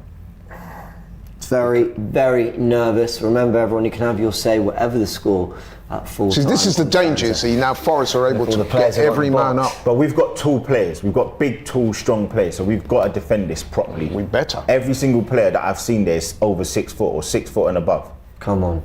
There's going to be a real battle on this set piece. What's That's a going foul. on there? That's That's a a foul. And it's headed out, Oh. and it's fallen to him, and the effort goes over the bar. An Arsenal player's gone down, holding something. Saka's not happy at all. Saka's really not happy, and he doesn't tend to milk it. So what's happened here? He just pushed him down. That's looks like- oh, yeah, he Yeah, followed it's through with a foot. Oh, yeah, that's that- the ankle. That's the ankle, isn't it? Is that deliberate? I don't think it's deliberate, but But that will It's a hurt. foul. That Yeah, will definitely hurt. That will hurt. They would have pulled it back. Do you think they'd have called it back for if they'd scored from a set piece? I mean, 100%. If there's a foul there, if a goal scored there, 100% they called it back for a foul. 100%. Arsenal 2. I must Forest say, 1. it's a little disconcerting to see how this game has ended. I can't lie. I'm not gonna. We've done this a few times. Do you remember Leeds? Yeah. Like a couple years back, we were 2-1 up and against 10 men. We were 2-0 up and against 10 men. Yeah, that was in the summer. It was They pulled one back. This is the top 4 running. And yeah, we got over the line, but it was just stress. Yeah, like, yeah. why They got 10 men in the first half, and we struggled. I do see how Man City kill a Right, game. so here, this is probably the last play of the game now. They're going to push everyone up top. I reckon it's Apart another from the minute. keeper. See, after this, see how Man City can control a game, but they actually control it, and like there's always a threat. I think we're still getting that balance between, having a lot of the ball and passing it around and all that. Got to clear this Odegaard. Well done. Come on, Leandro. Switch it. The switch is on. Switch it. Try it. He just launched it. Which That's I guess fine. you can't That's blame. fine. Pressure. Oh, I thought he was going to get in there. That'd have been But there, a bloody good finish. Here comes Matt Turner on the ball. He's but I stepping want you forward. to turn around. Go to him. That's what I'm saying. Go Arsenal to him. dropping into a shape. I think it's because it's Rice. I think he's trying to get back. Can they? It's very condensed in there. Odegaard working hard. Go on, Come on, Odegaard. man. Let's get the third, man. Look, 4 on 3, 5 Come on on, 3. come on! Oh, come on. Come on. You guys have killed that attack. And that's everyone. Even the run was poor. The guard. And is that the outside of the post, he said? Yeah, it did. It hit the post. But guys, that was poor. Come on. You only allowed one member of staff. Surely on the that's touchline. game over, isn't it? Is that game done? No, I think they're still playing another minute. Yeah, no, definitely another minute. 100%. How can you be 5 on 3 and not? There was nothing. I'm There out was with nothing. Like, look, he said 1 minute. Yeah, 1 more minute. There was nothing like. There was no drive about No. that, was there? Come on. Partey wins good. his header. Now out to him, Saka. Come on, you've got to get out to him. Please, ref. Nico Williams on the ball now. Go on to Forrest him, chucking get into everything him. forward. Long ball. Tomiyasu wins the header. And again. Nice. Tomiyasu wins another header. Get back. Get back into turn shape. around. That's it. Full time, Arsenal in 2-1. They made hard work of it in the end, but they've picked up the 3 points on the opening day. Arsenal 2-1 winners and go second in the table. There you have it. Not a overly convincing performance, but one that had its positives, one that certainly had some good goals, and one that had, I think, plenty of food for thought for Arteta. Lots of experimenting with the 11 and the shape. Again, some positives, but maybe shouldn't be going life and death with Forest. Anyway, it's a 2-1 win. Let's get everyone's thoughts, and then of course we'll be live on full time on Fan Zone, and fan cams will be out Turkish. Yeah, to be honest, I don't agree with the 2-0. I wasn't worried. Forest definitely grew into the game, and they were, creating a lot more problems for us, especially when Awani came on and he got the goal. But I don't think, I was overly concerned about that getting back into it. But don't get it twisted. I'm actually very disappointed we didn't keep the clean sheet there, because I think a clean sheet caps off an efficient performance. Yeah. Didn't really step out of third gear, got the job done, 2 goals, nice goals at that, and you kept the clean sheet. That Awani goal, kind of, if I'm opposition, clubs looking in at Arsenal now, I'm thinking there's still something there. There's still something there for us, and I'm focusing more on the 3 points. I think the 3 points is the main thing, especially the start of the season. Just get it out of the way. Man City won, pick up the win straight after. But I am disappointed with that goal conceded. Yeah. Laurie.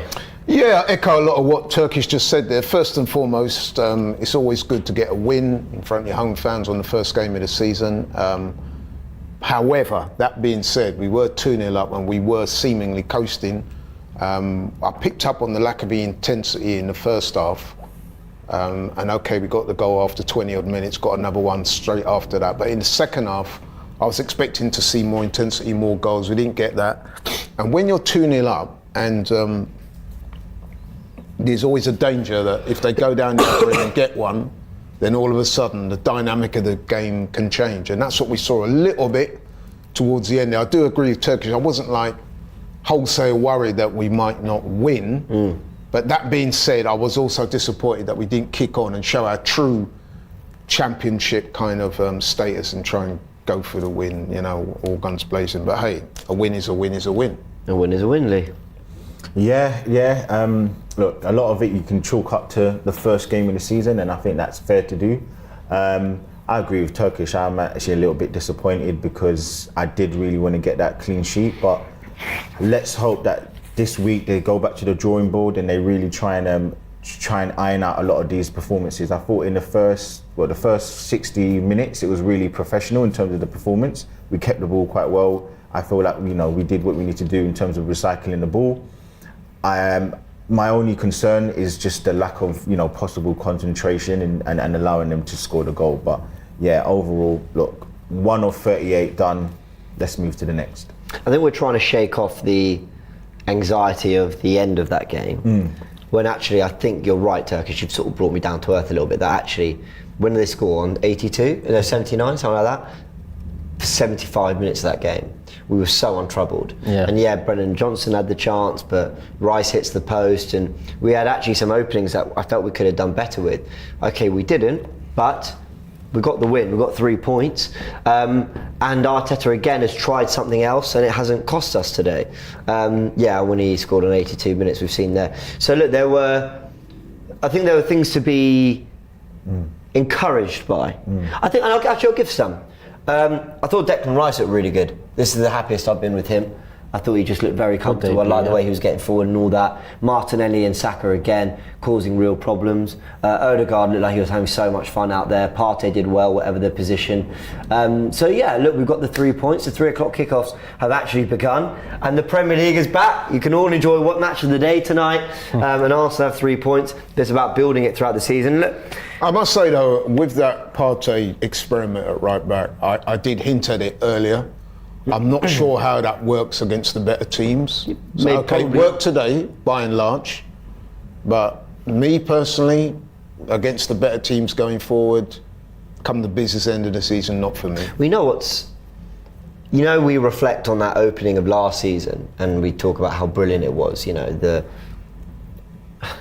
Palace away, we had to do a lot of defending in that game. The first half, brilliant. We had to do some defending just to get through. And then actually, we then batter Leicester 4-2. But then the home games after that were Villa, and Villa weren't good at the time. It was Gerrard's Villa and Fulham. And we're 1-0 down to Fulham, and we go, it's 1-1 with Villa, and we sort of find a way to just win that. So, you know, there's a little bit of something with last season not making the fastest starts at home. So let's see. Okay, let me ask you a question. So, okay, Partey's in at right back. Gabriel's on the bench. We were quite surprised at that. We were told it was a tactical tweak.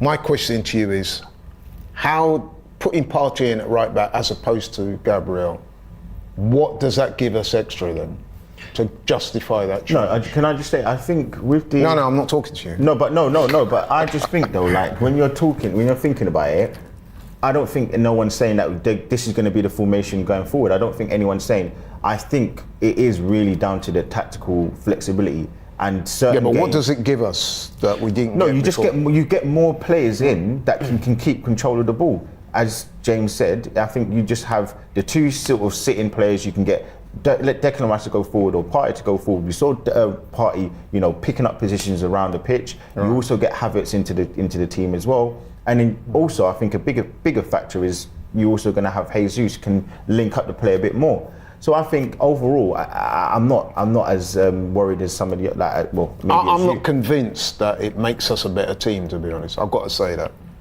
That's just my assessment on what I've seen. No, there's nothing convincing about the tactical changes today. It was just something different, and we came through it. Okay, we got away with it. We played Forest, and no disrespect to Forest, they're not going to be able to exploit that as well as other teams might be able to. No, but to say you got away with it, that almost that leads them down the path where we had a poor performance. In that now you're putting words in my mouth. No, I Doesn't didn't say that's that. okay? No, I actually agree with Louis. Like to say You're we got away with inferring, it is I can- discrediting that actually Arsenal were fine today. Yeah, I think I'm inferring from what you're saying that to say we got away with one is that like we nicked it in. No, I'm not saying that so much. The question I'm asking you guys is how does that change make Arsenal a better team? Okay. Our best technicians on the ball are Timber, White, Saliba, Partey, Rice. It's very difficult to get them all in the team if you've got Gabriel, because he also wants Havertz in that team, he wants Ødegaard. So I think Gabriel is fine on the ball, but he takes him out because ultimately, even though it looks like a complete tweak of the defence, when we have the ball and everyone moves into position, White is in the exact same place he'd be even if he was playing right back. Saliba's in the exact same position he'd be even if he had Gabriel next to him. The only difference is it's Timber playing in that left centre back space rather than Gabriel, and he just thinks that Timber is better on the ball, maybe. But do you not think we're sacrificing a little bit at the defensive side of things? No, For other because games. To me, Gabriel is clearly a we've better seen us defender than concede Partey. goals like that with Gabriel in the side. Yes. So it's not like yeah. I'll put down the goal conceded because Gabriel wasn't there.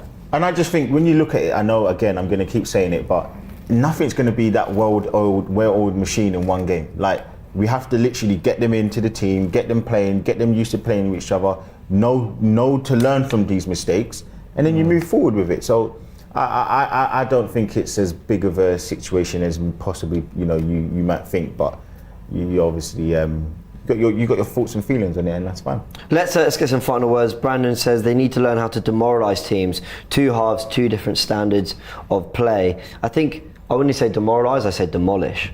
Like that, we're in a position there to go get a third and a fourth, and we didn't. Question everything. What a name. Says, just stop this tinkering. Play the team from last year, except Declan. Play Trossard as false nine. Use these players as subs. Nketiah, Havertz and no starters. Second Forest goal was criminal. The defending was poor in the second Forest goal, and you knew what they were going to do. They're running, they're going to cut back. They're running, they're going to cut back. They're running. Oh, they've run and cut back. We scored. Yeah. Frank. Thank you so much for filling us in. Just give us the final match stats and your thoughts on the game as well. Yeah, okay, so no problem. We can do that. So Arsenal end the game with 79% of possession. I was hoping we'd stay within the 80% range, but it wasn't to be. Arsenal had 15 shots to Nottingham Forest's 6, 7 of those being on target, and Nottingham Forest only had 2 shots on target. So that goal completely came out of nowhere for me. But all that matters is we got the 3 points. It wasn't in spectacular fashion. We've still started off the season with a win, and I am happy. Yeah, you take 3 points, you always take them. Touch of Awesome says it gives us a spare midfielder against a poorer team. That's the answer to you, Laurie, saying that taking Gabriel and playing Partey in the defence gives us an extra midfielder. Against a poorer team. Yeah. So as I said, against teams like Forest, fine. But when we play better teams. And they'll keep working and tinkering with this, and he's, like I said, he's trying this today, not because he thinks it's going to be the key to destroying Forest 6-0 today. He's doing it because he needs to get the minutes in the legs of these players playing this kind of way. So, look, it's different. No, listen, I'm not against him trying things. Yeah, listen, no, yeah. You know what I mean? I'm just giving my opinion on what I saw today. I'm not against trying. Fair. That's completely fair. Everyone, a big thank you for following the match with us. We've really enjoyed your company. 10,000 of you live. Hit the like button if you did enjoy the stream. Subscribe to AFTV. The other big thing is if you download the AFTV Plus app, it is free. And you sign up to Fan Zone, it is free. You can come on live in about 20 minutes time and join us to give us your thoughts on the Arsenal game. The season is back. We won the Shield last year, and it's now 3 points today to start the Premier League campaign. It wasn't perfect, some tinkering in the 11, some tweaks, but we've got the 3 points, and we can now just enjoy the rest of the Premier League weekend. A big thanks to Frank, round of applause for Frank, Turkish, Laurie, and Lee, and a round of applause for all of you who followed. Thank you for your comments, thanks for your super chats.